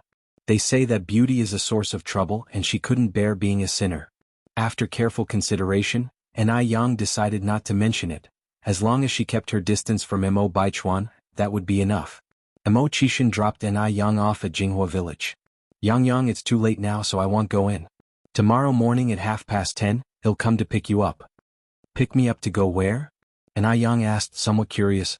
The day after tomorrow is New Year's. Let's go to Brother Dust's place tomorrow and have a look, Mo Qixin replied. Yang curiously said, isn't he going back to Shanghai for the New Year? He's not going back, Mo Qixin said. All right, Yang nodded slightly, I got it. Today was the 29th of the 12th lunar month, and the Ni family was bustling with activity. Almost everyone had gathered around the stove to fry New Year's treats. Stuff like meatballs, radish balls, lotus root balls, and they had to steam the steamed buns. This was the first time Shangguanshi had tried making these things by hand. She was making them while simultaneously chatting with Yang, and soon she had prepared a series of round, plump balls. Even Shangguansu was sitting with his sisters, kneading dough. Old Lady Shangguan and Old Lady Zheng were in charge of the stove, one tending the fire and the other frying the balls. Cuihua and Shangguan Dehui had gone to rinse rice and wash vegetables. Close to the New Year holiday, not only had the factory workers taken time off, but the Ni family's nanny had also gone home for the holidays. Old Master Zheng was outside in the yard making a snowman with little Ni Yun. Old Master Zheng was usually quite serious, but he would instantly crack whenever he encountered little Ni Yun. When Mo Qixin arrived it was exactly 10:30, and upon seeing such a warm scene, he couldn't help but pick up his camera and take several photos. Yang, Mo Qixin called Yang. Yang glanced up and Mo Qixin took the opportunity to press the shutter. A flawless 365-degree angle photo was taken just like that. Brother-in-law, I want a photo too. Little Ni Yun huffed and puffed as she ran over, posing with a peace sign. Brother-in-law, I want a photo too. Duo like a little parrot flapped his wings and flew over as well. Once the photos were taken, Mo Qixin rolled up his sleeves and joined the team making the balls. Yang, surprised, said, I thought we were going to Brother Dust's place? Are we not going anymore? Well, go this afternoon. Oh. Yang nodded. After lunch, Yang and Mo Qixin left for the Du residence. You're going to Xiaodu's home, right? Here, take some steamed buns and lotus root balls with you. Old Lady Shangguan carried 2 bags to the car. Mo Qixin smiled and said, Grandma, you don't have to be so polite. You can buy these things outside. Old Lady Shangguan said, can those bought outside compare to ones made by hand? Take them. You can't get homemade ones outside. Then thank you, Grandma. Mo Qixin took the bags with both hands. Old Lady Shangguan smiled and said, why are you being so formal with me, child? Because of the New Year, the streets were very congested, with a festive atmosphere everywhere, except for the Du residents. Du Jiaojiao had returned to Shanghai for the New Year. Wang Ziki had also gone back to spend New Year's with his parents, and the remaining servants had taken leave as well, leaving old Mr. Du by himself.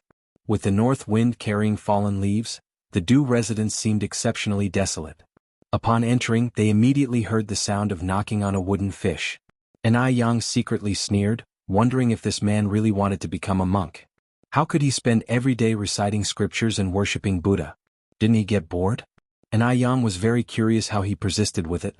A man in his 30s, yet living like a septuagenarian or octogenarian. Brother Du, Emochishin drew aside the bead curtain and went in. Old Mr. Du put down the wooden fish. Peiji has arrived. Brother Du, it's too lonely here. Why don't you come back with me for the new year? Emochishin suggested. Old Mr. Du fingered the Buddha beads. What's bustling and what's quiet, to me it's all the same. A good mindset leads to lasting happiness. While they spoke, they proceeded to the tea room. The smoke of tea curled up, shrouding their figures, making everything seem dreamlike and illusory. Tea shall replace wine when guests arrive on a cold night, with the bamboo stove boiling soup and fire glowing bright. While Emochishin and old Mr. Du chatted, Anai Yang found a book on the shelf to read. She loved reading and had an interest in almost every book, gradually becoming engrossed in it. Even though she had read Dream of the Red Chamber many times before, each new reading brought different insights. A beauty rolls up the curtain, sitting deeply, knitted brows frowning in thought.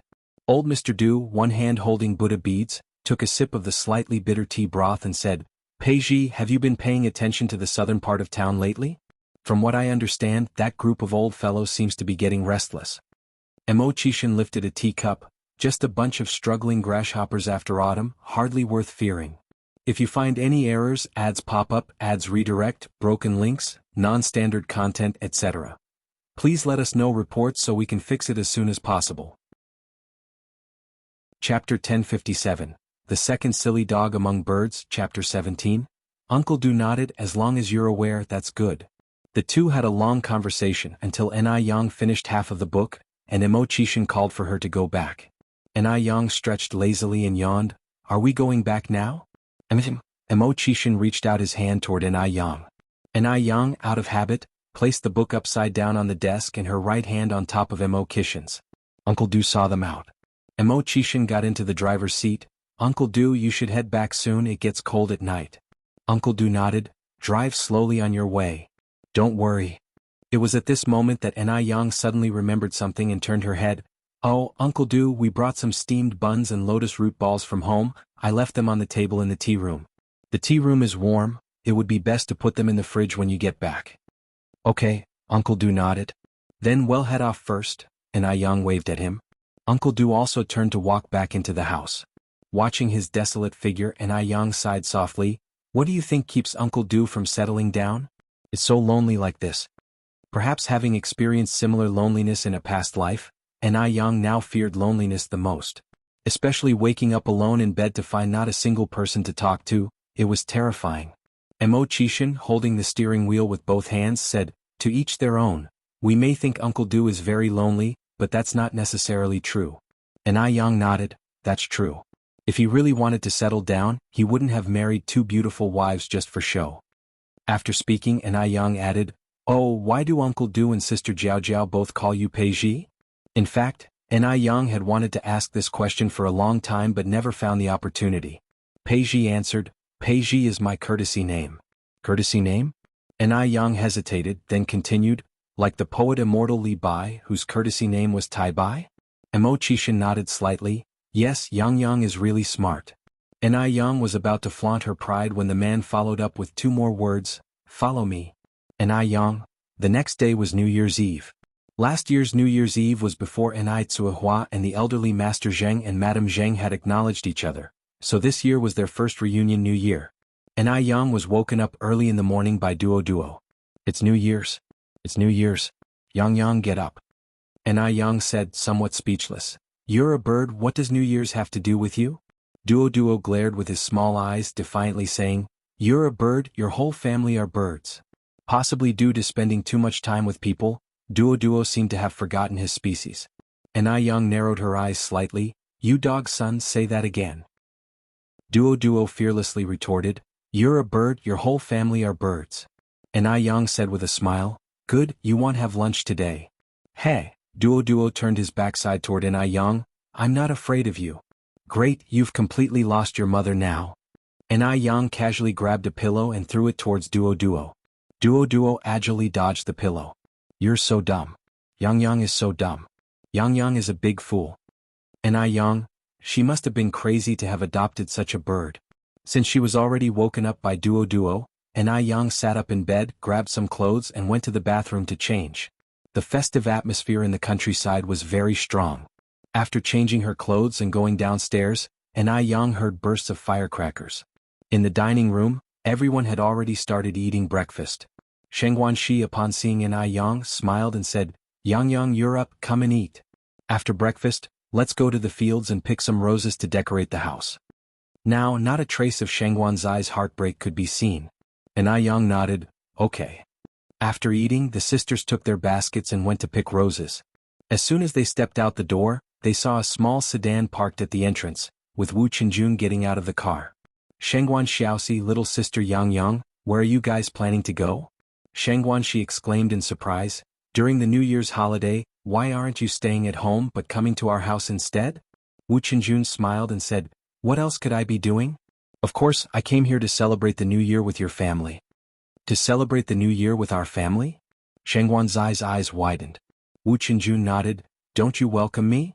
Sheng Guanxi was speechless, don't you have your own home? Why come over to celebrate at mine? Wu Qinjun straightened his face, my parents took my grandparents to Bansai Island to escape the cold, and now I'm the only one at home, so they told me to come celebrate the New Year with your family. Sheng Guanxi frowned slightly, really? Just at that moment Sheng Guandehui came out from the yard, Qinjun is here, come on in. Old lady Sheng Guan followed behind with a smile, we were just talking about you and here you are. With a surprised face Sheng Guanxi said, Grandma, Dad, you both knew about this already? Sheng Guandehui nodded, it was I who invited Qinjun to spend the New Year with us. Otherwise he would be so lonely all by himself. The Wu family and the Sheng Guan family were close friends, and besides Wu Qinjun grew up under the watchful eye of Sheng Guandehui. With the Wu family not at home, it was only natural for them to invite Wu Qinjun over to the Sheng Guans to celebrate. Sheng Guanxi turned to Yang, did you know about this too? Yang shook her head, I had no idea. Sheng Guanxi, arm in arm with Yang, said, forget about him. Wu Lao-san has always been shameless. Let's go pick roses instead. Wu Qinjun dropped off his big and small gift bags at the Ni family's place and hurriedly followed the two. Hey, where are you going? Take me with you. We girls are going to pick flowers, what would a big guy like you do following us? Sheng Guanxi looked at Wu Qinjun with disdain. Wu Qinjun said, men and women are already equal, why can you girls go pick flowers and I can't? That's gender discrimination. The two kept walking and bickering, while Yang tried her best to minimize her presence and give them space. They reached the rose field and the two were still non-stop chattering.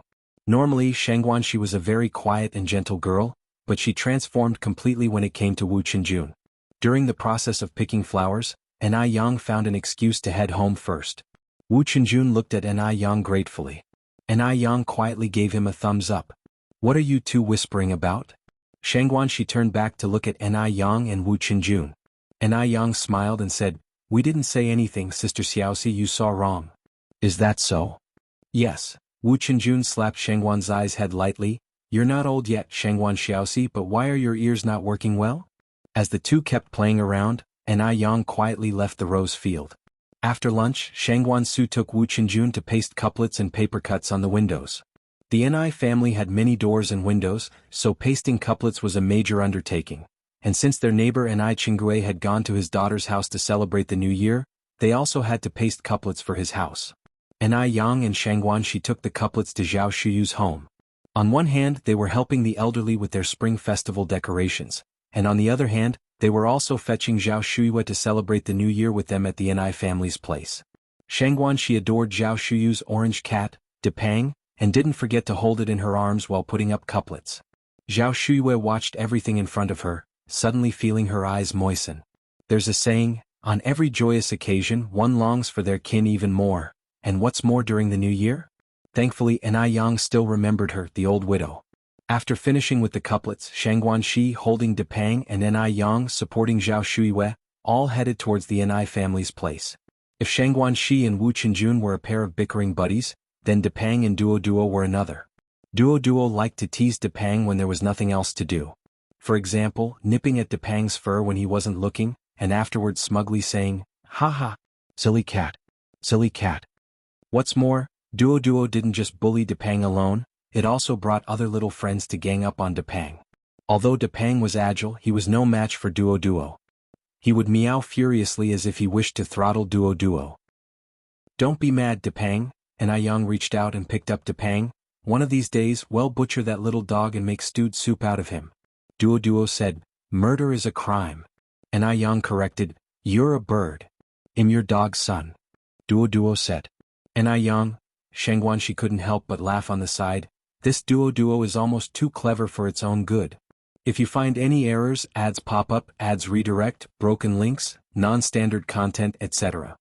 Please let us know reports so we can fix it as soon as possible. Chapter 1058, New Year's ruthlessly torturing the scumbag 18th update. In the evening, the villagers began to worship heaven and earth, burn paper money and arrange offerings. The sky filled with the sounds of firecrackers, and Wu Qinjun instinctively covered Shengguan Zai's ears. To his surprise, Shengguan she did not refuse. Wu Qinjun covered Shengguan Zai's ears even tighter, a slight curve forming on his lips, truly wishing he could hold on forever like this. Of course, the highlight of New Year's Eve was the reunion dinner and the fireworks. This year, it was the first time for the elderly Mr. Zheng and Mrs. Zheng to spend the festival with the younger generation, and their red envelopes were not small, a thick stack when brought out. All the youngsters, including Wu Qinjun, received the same amount of money, without any favoritism or discrimination. After dinner they went outside to set off fireworks.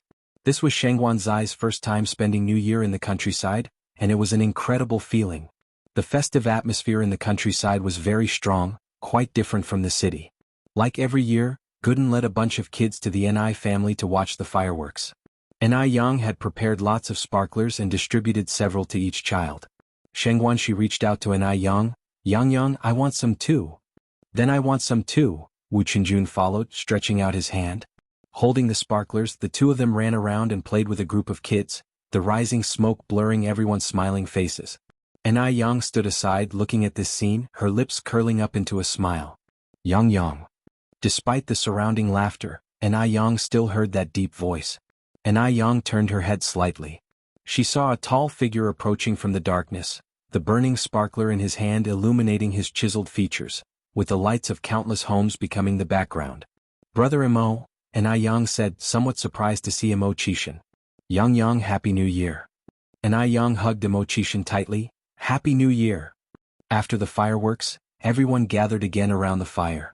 Gooden brought over some sweet potatoes from home, and everyone chatted while eating the steaming baked sweet potatoes. Imo Qishan had also prepared New Year's money for each child and quietly handed out the red envelopes to all the kids.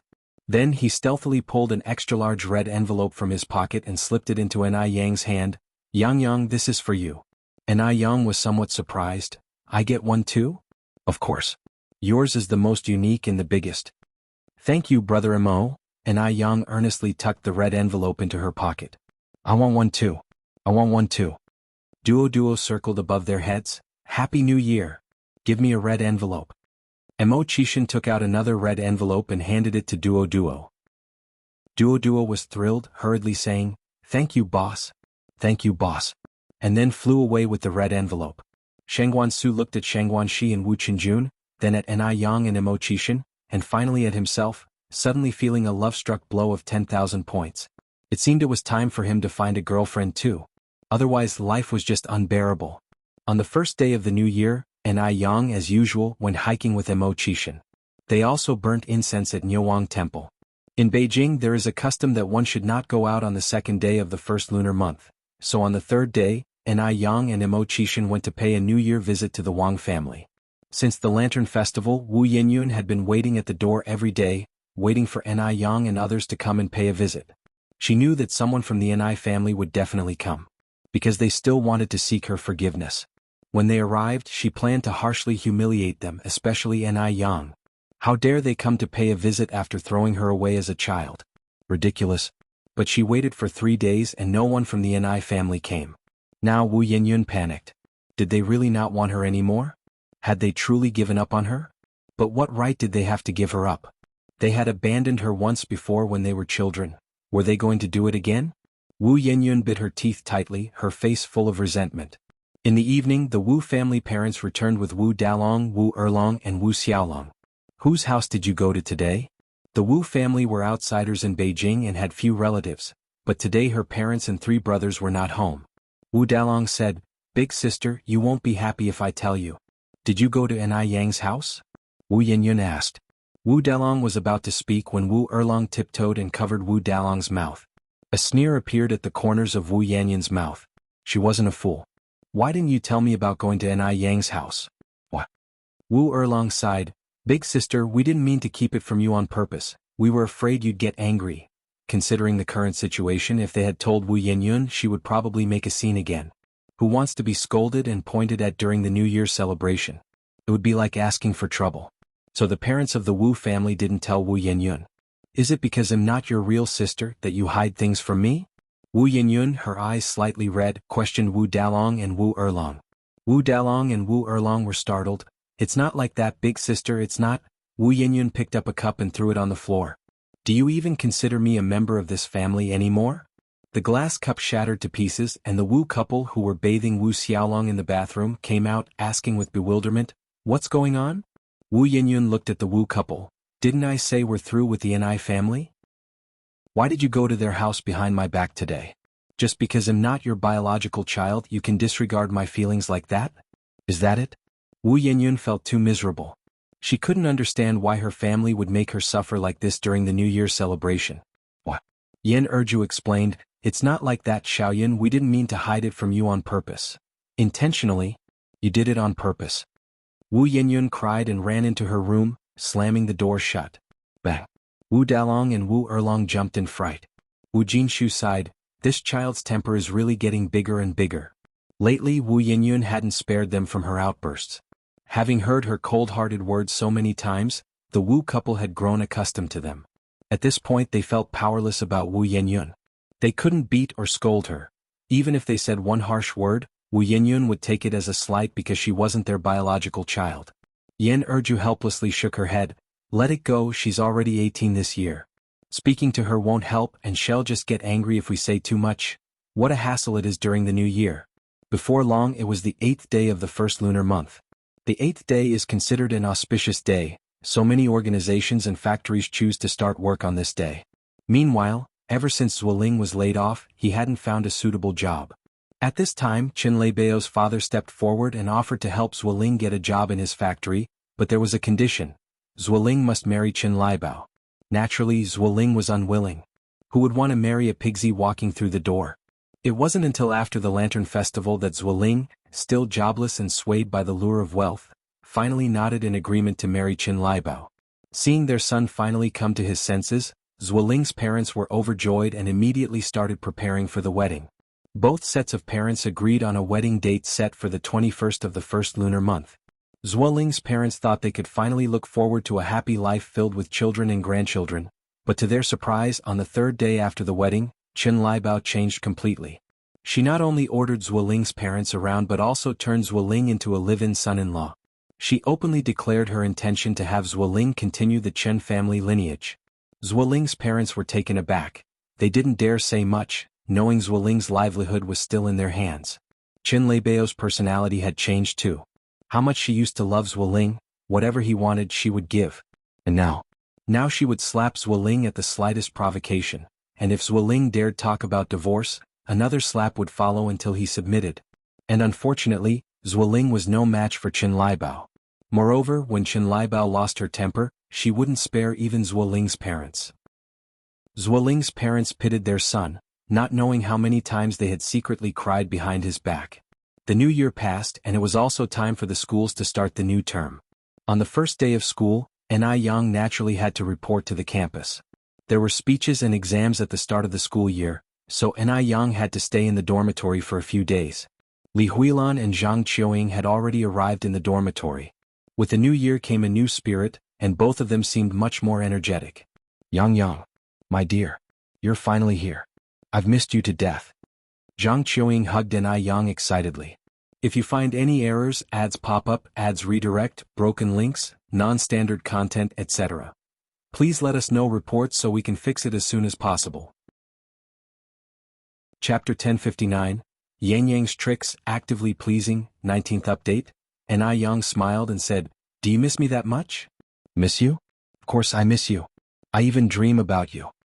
Zhang Qiuying flattered endlessly, then turned to Li Huilan. Huilan, do you miss me and Yang Yang?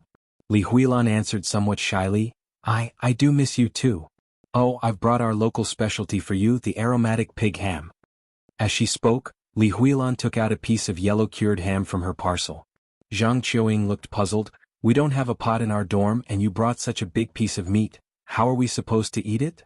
Li Huilan pulled out a knife and cut a piece of ham for Zhang Qiuying. This is eaten raw, try it. Raw meat? Zhang Qiuying frowned slightly, she really dared not eat it. In their hometown, there was a saying that eating raw pork could cause mad pig disease. Zhang Qiuying waved her hands repeatedly. Huilan, stop joking. How can you eat raw meat? Aren't you afraid of getting mad pig disease? Li Huilan smiled and said, Mad pig disease? No way. Everyone eats it like this back home. Upon finishing her sentence, Li Huilan cut another piece of pork and handed it to Enai Yang. Yang, you try. Enai Yang accepted the slice of ham with a smile. This ham tastes amazing when eaten raw. Aromatic pig ham is considered a luxury food in later years, with prices soaring into 5 digits per pound. The ham from the 1980s was all natural and free from pollution, making it many times tastier than the exorbitantly priced hams of later years. Seeing Enai Yang enjoying the ham so much, Zhang Qiuying couldn't help but give her a thumbs up. Yang, you're something. Daring to eat raw meat. Enai Yang took another piece and then another. This is truly a rarity. You can't buy it even if you had the money, Qiuying. Not eating it is your loss. Zhang Qiuying said, I'm not eating. After eating 3 slices of ham, Enai Yang sighed, if only we had a glass of wine to go with it. It was already 1986 and everyone would be raving about the 87 Lafite wine next year, so Enai Yang planned to buy a batch to store. Zhang Qiuying laughed, Yang, you really know how to enjoy life. Life is all about food and drink. Enai Yang spoke lightly. Li Huilan looked up at Zhang Qiuying. Qiuying, are you really not going to eat this ham? Not eating. Zhang Qiuying shook her head like a drum. Enai Yang shook her head. Some people just don't appreciate good food. Li Huilan picked up the ham and placed it on Enai Yang's desk. Since Huilan can't enjoy this, Yang, he'll give this piece of ham to you. Take it home and let your family try it. Enai Yang was taken aback by Li Huilan's generosity. All for me? Huilan, aren't you going to eat it yourself? Li Huilan said nonchalantly, I've been eating it since I was a child and I'm tired of it. Just take it and don't be polite. Although the 1980s was a difficult time, there were still wealthy areas. Li Huilan, although born in a rural area, didn't have it as hard as one might think. There was no shortage of meat. However, a large piece of meat like this was still considered very precious for a rural household. But precious as it was, it couldn't compare to the value of friendship. Li Huilan held these 2 roommates in high regard and was willing to share the best with them. And Enai Yang was never stingy with them either. Huilan, then I want stand on ceremony. Enai Yang knew how to conduct herself and was well aware of the subtleties of human relationships. If she were to refuse the ham today, it might make Li Huilan feel uneasy. Sure enough, upon learning that Enai Yang had accepted the ham, Li Huilan was overjoyed. Yang, if your family likes it, just tell me and he'll bring you some more next year.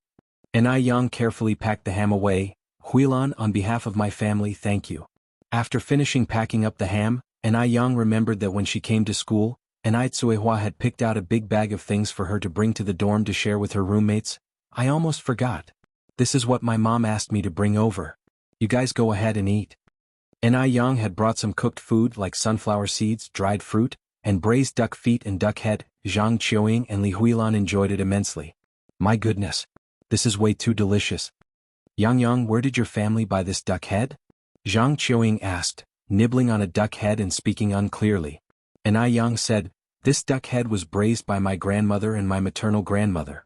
If you like it, I'll bring some more next time. Sure. Zhang Qiuying was thrilled. Li Huilan said, Yang, can you ask at home how this duck head is braised? Next New Year I'll have my mom try making it. Enai Yang nodded, he'll write down the braised duck head recipe for you later. Although the recipe for the braised duck head was made by old lady Zhang and her family, the formula was provided by Enai Yang, who had made her fortune from braised foods in her previous life. I want some too. Qiuying said, he'll have our housekeeper make it when I get back. Okay, I'll write it now. Enai Yang took out some paper and started writing a detailed preparation plan. Since she wasn't making her fortune from braised foods this time around, it was okay to share the recipe with others. Enai Yang not only wrote down the ingredients but also carefully wrote out the preparation process, producing 2 copies of the document, one for each Chiuying and Huilan. Holding the recipe, Chiuying exclaimed, Yang, your handwriting is absolutely amazing. To be able to write beautiful characters, Chiuying had practiced painstakingly for 7 or 8 years. She considered her own handwriting quite beautiful, but in front of Yang, it seemed child's play. Yang's face was as beautiful as her handwriting. Truly the handwriting reflected the person. Yang smiled and said, I've practiced for many years. Chiuying continued, Yang, not only are you beautiful but your academic performance is also outstanding, and your handwriting is beautiful too. How are the rest of us supposed to live? In Chiuying's mind, Yang was an all-capable being. Huilan agreed, Yang, you're even more beautiful than the village belle back home, but our village belle is quite silly, she doesn't even recognize Arabic numerals. In Huilan's view, generally, the less attractive people were not very dumb, and the beautiful ones were not very smart. It wasn't until she met Yang that she realized how wrong she had been.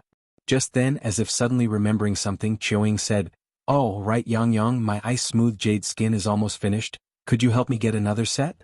Sure, Yang nodded. Thank you so much, Yang.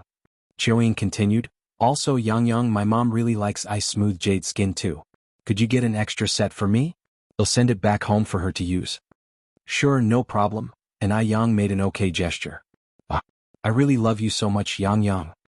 The effects of ice-smooth jade skin were truly incredible, so much so that after the winter holidays ended, Chiuying had wanted to buy a set at the store herself, but she was in for a shock. The products were in extremely high demand. They were sold out and unavailable. Yang smiled and said, You're welcome. Chiuying then asked, Yang, do you know someone from the ice-smooth jade skin internal team? Yang nodded, yes. When Wang Lisha walked in pulling her suitcase, she happened to hear this part. Her eyes lit up. Ever since she started using the basic ice-smooth jade skin, her skin had become incredibly smooth, as if she had put on a new layer. She too wanted to try a limited edition set. As Yang was in the dorm today, she saw it as an opportunity to make peace and then ask Yang to help her get a box. With this in mind, Wang Lisha's face broke into a smile as she carried her luggage into the dorm. Oh. Yang, everyone's already here. I thought I'd be the first one. Yang looked at her, somewhat surprised. Wang Lisha had changed quite a bit over the winter break. She remembered how at the beginning of last year Wang Lisha used to look down on the three of them. Since Wang Lisha had greeted her first, Yang naturally wouldn't ignore her. We just arrived too, and since my home is in Beijing, it was quite convenient for me to come. Huilan and Chiuying were used to it, as Wang Lisha's attitude towards them had gradually improved since the second half of last year, even sharing snacks with them proactively. After arranging her luggage, Wang Lisha took out 3 packages of local products from her hometown to share with Yang and the others. This is a specialty from my hometown. I hope you won't mind it. Wang Lisha's home was in Hang City, and the specialty was silk. The packets contained real silk scarves. Holding the silk scarf that Wang Lisha had gifted her, Yang felt almost as if she were floating on air. She felt like she was dreaming. Just then Wang Lisha continued, Yang, I just heard you say that you know someone from the ice-smooth jade skin internal team, right? Yang nodded, yes. Wang Lisha grabbed Yang's hand. Yang, I was wrong before and I know it. I've apologized to Huilan too. Let's make peace from now on. Could you also help me get a box of the limited edition ice-smooth jade skin? If you find any errors, ads pop up, ads redirect, broken links, non-standard content, etc. Please let us know reports so we can fix it as soon as possible. Chapter 1060. Little Ancestor, 20 more updates. Although it really hurt to slap her own face, Wang Lisha really loved the jade-like skin from the skincare products. Yang looked at Wang Lisha and finally understood why she had suddenly changed her attitude. It was good to have desires. She was most afraid of Wang Lisha having none. Being able to win over someone's heart with just a box of skincare products was indeed a great deal. After all, the more people, the easier to handle things. Moreover, Wang Lisha wasn't really bad, just a bit spoiled due to her wealthy background. Besides, they were dorm mates. Having a harmonious relationship was better than being in a continual standoff. Yang didn't like the latter. Yang said with a smile, sure. Really? Wang Lisha looked at Yang incredulously, excited to the point of madness. Yang nodded, really? Yang, thank you. Thank you. Wang Lisha hugged Yang excitedly. She was so happy. Because she hadn't expected Yang to forgive her so easily, She had even prepared herself for Ni Yang to make fun of her thoroughly, especially since she hadn't shown any kindness to Ni Yang back then and even mocked that jade-like skin products would ruin one's face. Looking back now, it was really inappropriate. She had misjudged Ni Yang, whose generosity truly impressed her. Ni Yang said lightly, "You're welcome." The next day, Ni Yang brought 3 sets of the jade-like skin products to the dorm. 2 sets for Zhang Qiuying and 1 set for Wang Lisha. Wang Lisha took the jade-like skin products with both hands, excitedly exclaiming, "Oh my! I finally got the limited edition." Additionally, Ni Yang gave Li Huilan a big bottle of moisturizing cream. Li Huilan was embarrassed to accept it. Ni Yang said with a smile, "Huilan, if you don't accept this, you're making me feel like an outsider. Otherwise I should take that big ham I brought back home." Li Huilan then accepted the cream. Today was Sunday, and Wu Qinjun and Shang Guanxi had arranged to go watch a movie together. Early in the morning he drove over to pick up Shang Guanxi. Ni Yang quietly asked Wu Qinjun how things were progressing between him and Shang Guanxi. Wu Qinjun blushed and said, "I can't really tell, but your sister is quite oblivious. I've hinted so many times, yet she is still indifferent." Speaking of this issue, Wu Qinjun was also frustrated because he wanted to win his beauty sooner rather than later. Ni Yang then said, "Hints won't work. Sister Xiaoxi is a very romantic person, you need to prepare a surprise for her, something ceremonial too." Why did Zueling manage to win Shangguanzai's heart before? It was because Zueling was creative, ceremonial, and knew how to sweet-talk. Wu Qinjun trying to win Shangguanxi through hints. Compared to Zueling, Wu Qinjun was too straightforward. He had a kind of steel-like straightforwardness. One day during the new year, Ni Yang whimsically did a popular futuristic makeup look for Shangguanxi. When Wu Qinjun saw Shangguanxi, he blurted out, "You didn't clean the sleep out of your eyes properly." That day Shangguanxi almost beat Wu Qinjun up. "Are you sure a surprise will work?" Wu Qinjun asked uncertainly. "Sure," Ni Yang nodded. "What kind of surprise should I prepare then?" Wu Qinjun continued. Ni Yang smiled and said, "That's something you'll have to think of yourself. Others planning it for you won't convey your feelings." Wu Qinjun scratched his head. "Okay, I got it, thanks little auntie." Ni Yang pointed to little Ni Yun and said, "Your little auntie is her." Wu Qinjun quickly corrected himself, second auntie, second auntie." Just then Shangguanxi came downstairs and changed clothes, and after greeting Ni Yang the two left together. Watching their departing figures, little Ni Yun looked up at Ni Yang. "Sister, what's a little auntie? Can you eat it?" "You just know about eating." Ni Yang tapped little Ni Yun on the forehead. Little Ni Yun was now the little foodie of the house, like a blender, eating everything, not picky at all. Even avocados, as unpleasant as they were, she could eat 2 at a time. With some innocence, little Ni Yun said, "Isn't it you who said in life, it's all about food and drink?" "Oh," Ni Yang said with a smile full of meaning, "our little Yun Yun has gotten smart, now even able to think critically." Little Ni Yun then asked, "Sister, what does think critically mean?" Ni Yang said speechlessly, "Are you a Y machine?" Little Ni Yun scratched her head. "Sister, what is a Y machine? Can you eat it?" Ni Yang, little Ni Yun asked again, "Sister, why am I brother Qinjun's little aunt?" Ni Yang put her index finger to her lips and made a silence gesture. "Shush, keep your voice down. Don't let Sister Xiaoxi hear this." Little Ni Yun tilted her head. "Why can't we tell Sister Xiaoxi?" Ni Yang whispered, "Because this is a secret between the 3 of us." "Oh." Little Ni Yun nodded, not quite understanding, and covered her mouth with her hands, whispering, "Okay, I got it, sister. It's a secret, I won't tell Sister Xiaoxi." Just then Duo flew onto little Ni Yun's shoulder and, mimicking her earlier manner, tilted his head and asked, "Sister, what is a little ant?" Ni Yang looked at Duo with a smile. Duo, do you want to know what fried bird means?" Duo flapped his wings proudly. "Oh, I'm so scared." Ni Yang grabbed Duo, half squinting her eyes. "Are you scared now?" Duo flapped desperately. "Help! Help! Silly cat, help! Someone's going to kill the bird." Just as she spoke, Depang charged over from afar, constantly meowing at Ni Yang, and scratching at her legs as if to say, if Ni Yang didn't let Duo go today, it would cling to her forever. "Meow meow meow." Duo maliciously said, "Silly cat is so silly."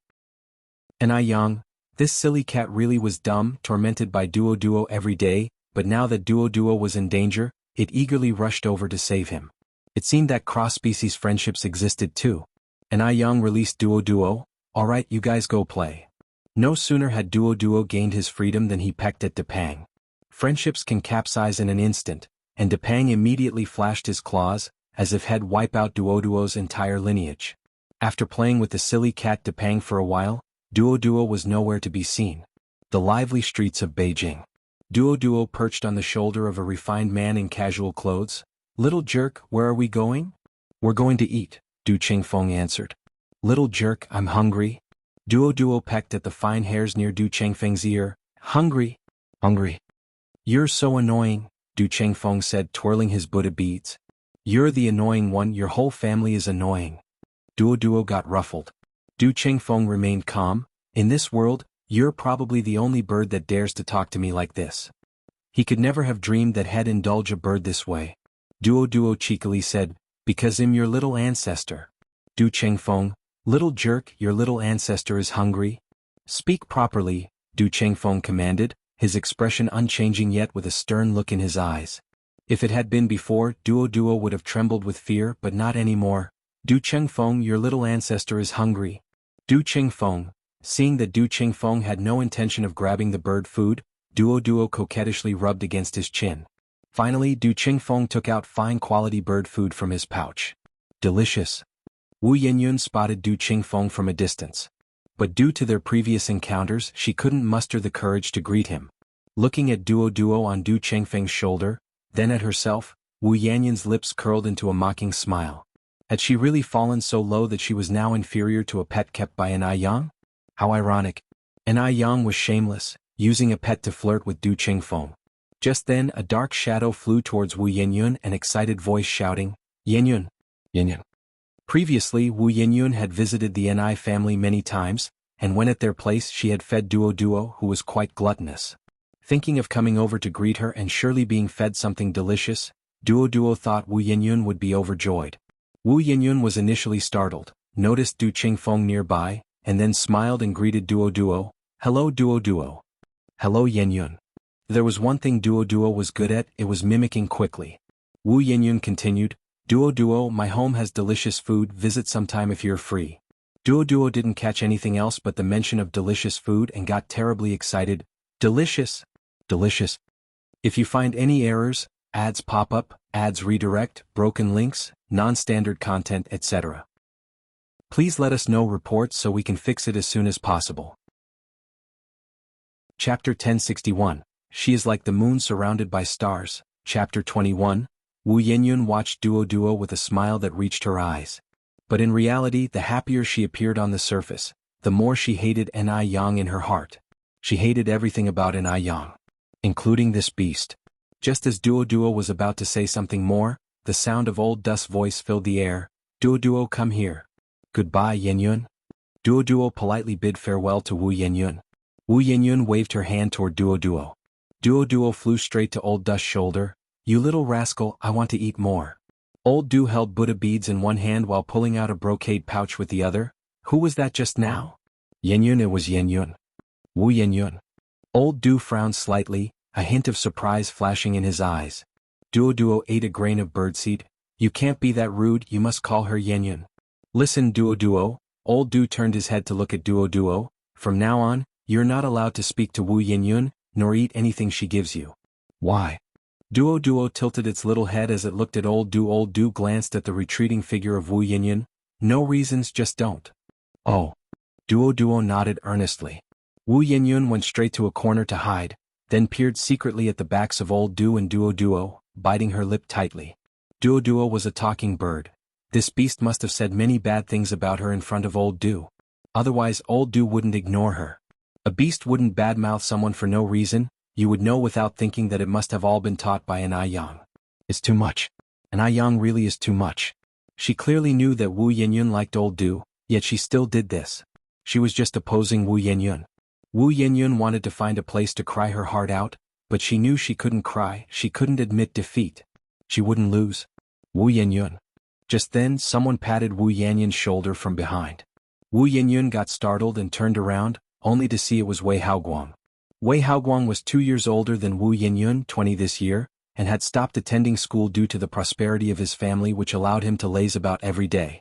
However, it's worth mentioning that Wei Haoguang had an especially delicate face, appearing gentle and scholarly, like someone who was well-read. Wu Yenyun, being a student, naturally didn't know this socialite Wei Haoguang. They met at the hospital. "It's you, Wei Haoguang." Wu Yenyun put on a slight smile. Wei Haoguang showed concern. "You seem a little unhappy. Did you encounter any difficulties? Tell me and I'll help you solve them." "No," Wu Yenyun shook her head. "By the way, you haven't had dinner yet, right? Come on, let me treat you to a meal at a big restaurant," Wei Haoguang continued. Wu Yenyun kept shaking her head. "No need, I'm going home." Wei Haoguang followed her steps. "Wu Yenyun, aren't we friends? You don't even want to have a meal with me?" Wu Yenyun was no fool. She knew Wei Haoguang was interested in her, but she had no interest in him. She only liked Old Du. After seeing someone like Old Du, with his charming rogue demeanor, her heart couldn't accommodate anyone else. Unfortunately, with Yang stirring up trouble, Old Du would never notice her. Thinking of this, a deep sense of unwillingness appeared in Wu Yenyun's eyes. Wu Yenyun then said, "I'm sorry, Wei Haoguang, but I still have homework to finish. I need to go home and do my homework." Last year, Yang took the national top scholar spot, and this year her total score must beat Yang. "Must. Doing homework is so boring. Come and play with me instead. Let me show you around." Wei Haoguang grabbed Wu Yenyun's hand and led her to the motorbike parked by the side. Wu Yenyun was forced onto the motorbike. Wu Yenyun had ridden bicycles and been in cars, but this was her first time on a motorbike. Wei Haoguang had also called a group of brothers, and about a dozen of them started racing on the winding mountain road. Wu Yenyun hugged Wei Haoguang's waist tightly, screaming continuously, and as the adrenaline surged, her depressed mood also began to lift. "Ah ah ah! Isn't it thrilling?" Wei Haoguang turned his head and shouted at Wu Yenyun. "Thrilling. Happy. Happy." Wu Yenyun shouted back loudly. With a beauty by his side, it was Wei Haoguang who of course won this race. "The boss is awesome. The boss is mighty." Wei Haoguang took off his helmet. "Stop the nonsense and pay up." Everyone immediately pulled out their money. "Big bro, is this your wife?" What? Wu Yenyun heard this title for the first time. It was a novel feeling and it filled her with a sense of vanity. Wei Haoguang put his arm around Wu Yenyun's. "Your sister-in-law is still in school, guys. Don't scare her." Wu Yenyun bowed her head, her face blushing red. She wanted to refuse Wei Haoguang but she couldn't. "Which school are you from, sister-in-law? How old are you this year, sister-in-law?" Wei Haoguang answered each question for Wu Yenyun. "Your sister-in-law is 18 years old and currently studying at City 3rd Middle School.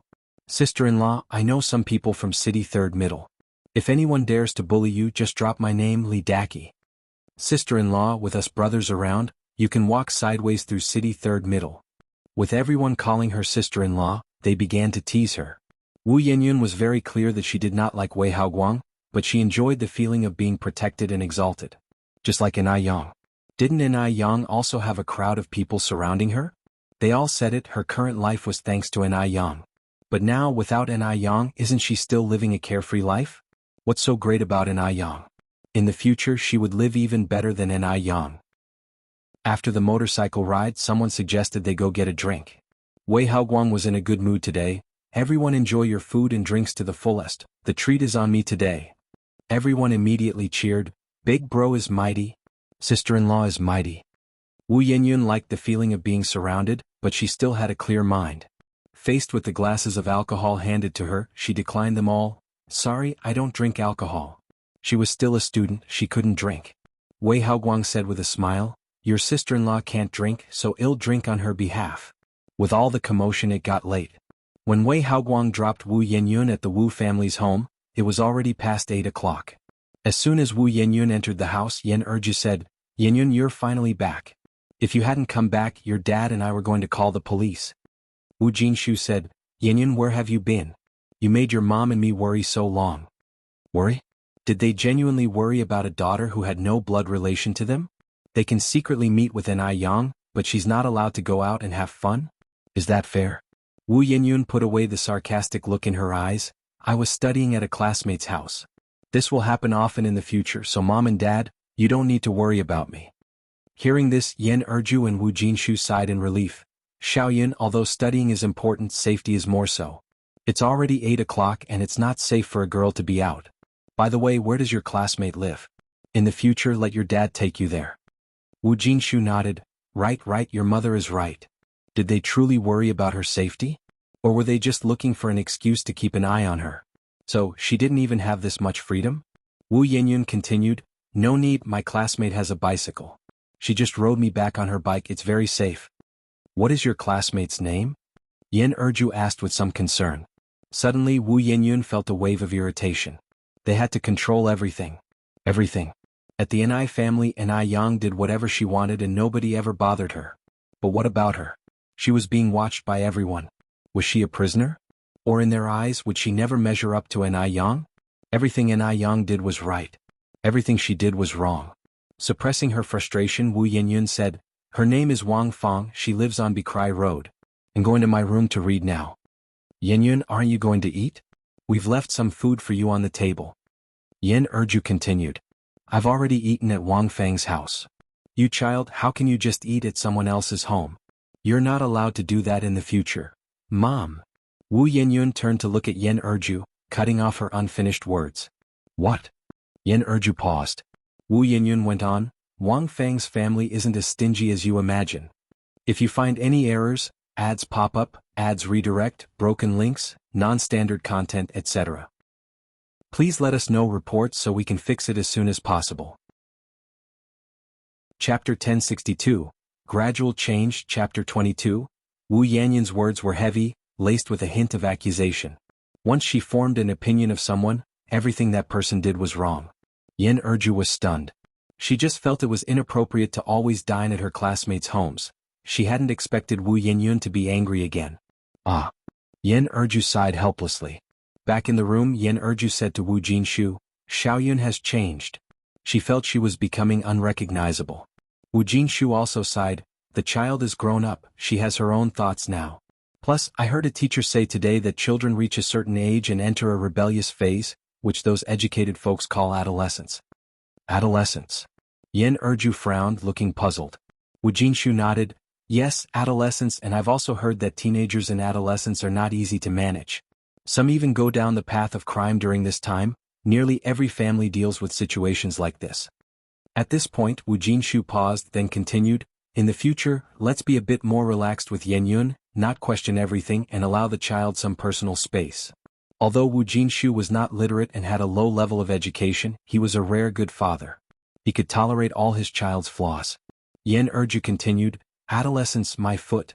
Where do these absurd theories come from? Why didn't I have an adolescence when I was young?" "Maybe you've forgotten," Wu Jinshu said. Yen Erju sighed, "So when does this adolescence phase end?" Wu Jinshu shook his head, "I'm not quite sure about that."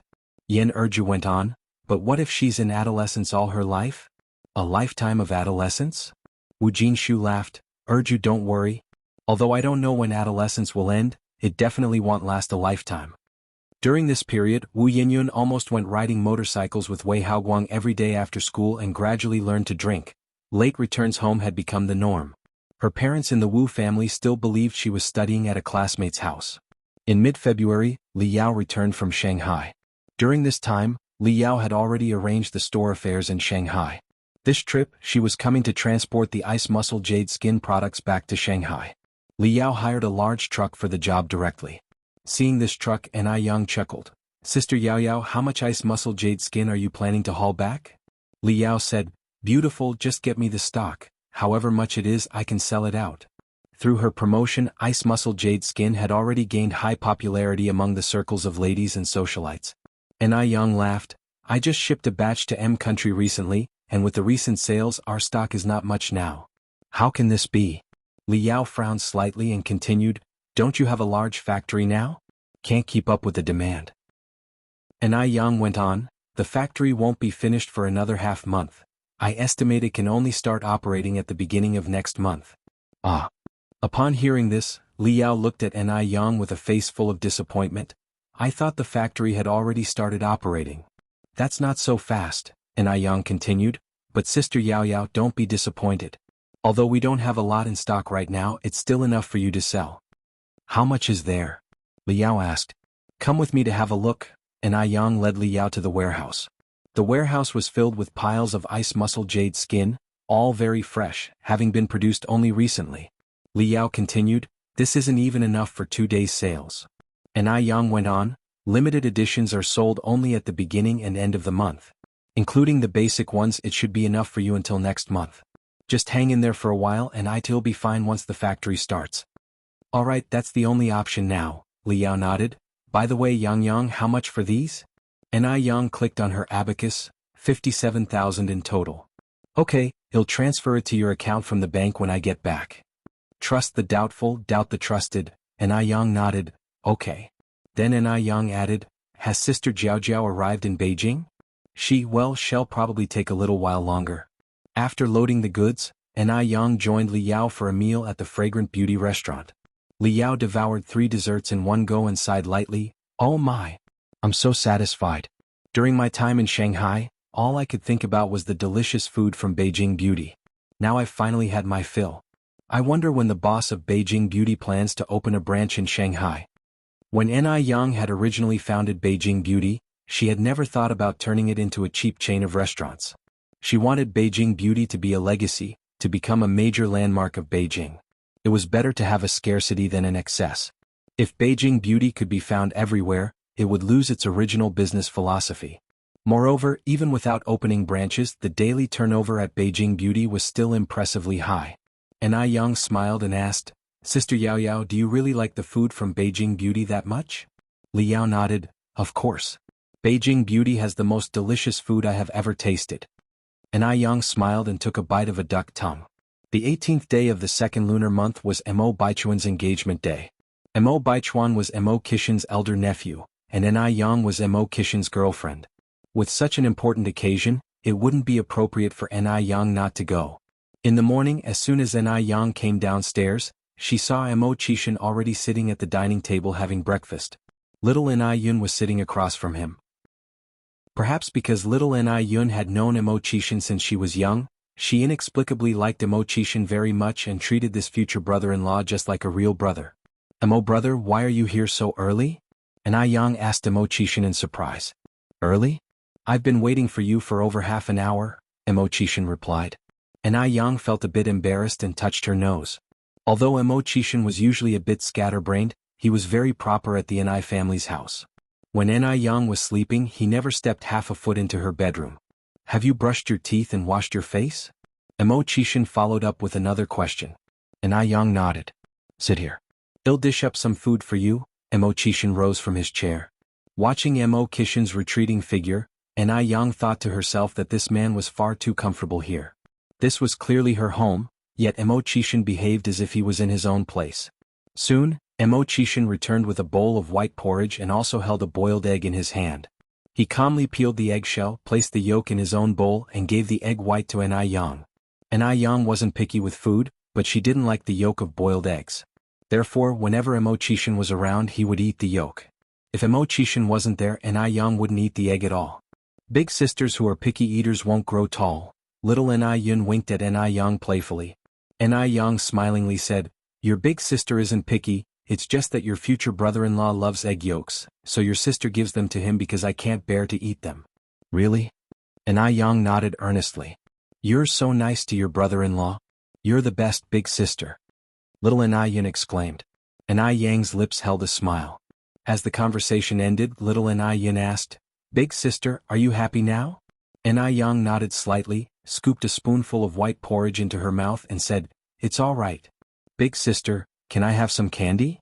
At this, little Yun held up a small finger, just one piece. Yang shook her head with a smile. Nope. Why not? Little Yun began shaking Yang's arm, pouting, You're the best, big sister. That won't work, your sugar-coated bullets are useless against your sister. Little Yun turned her head to Mo Qixin. Brother-in-law? Mo Qixin turned to look at Yang. Looking at me is no use. Your sister is the boss here. I have to follow her lead. Little Yun's mouth quivered and she burst into tears with a loud wah. No candy means no candy, crying won't change anything, Yang added. Little Yun sobbed and sniffled, saying, I like you so much, big sister, you really disappoint me. The poor little thing looked absolutely heartbroken. Yang found a tissue to wipe little Yun's tears and said, What did big sister tell you before? Eating candy is bad for your teeth. If you always eat candy, little bugs will grow on your teeth. They will slowly burrow into the inside of your teeth and eat them away. Then our pretty little Yin Yun will have to eat only soft food like porridge and noodle mush. If that happens, you won't be able to eat delicious things like chicken, duck, fish, or big pancakes anymore. If you find any errors, ads pop up, ads redirect, broken links, non-standard content, etc., please let us know reports so we can fix it as soon as possible. You're tuning in to the Han Li's Wuxia Chronicles YouTube channel. We're so grateful for your support, and don't forget to subscribe to join us on this incredible journey through captivating stories. Your generosity through donations truly makes a world of difference, as it's the primary source of revenue that allows me to expand and enhance this channel for you. Thank you from the bottom of my heart for being a part of this adventure.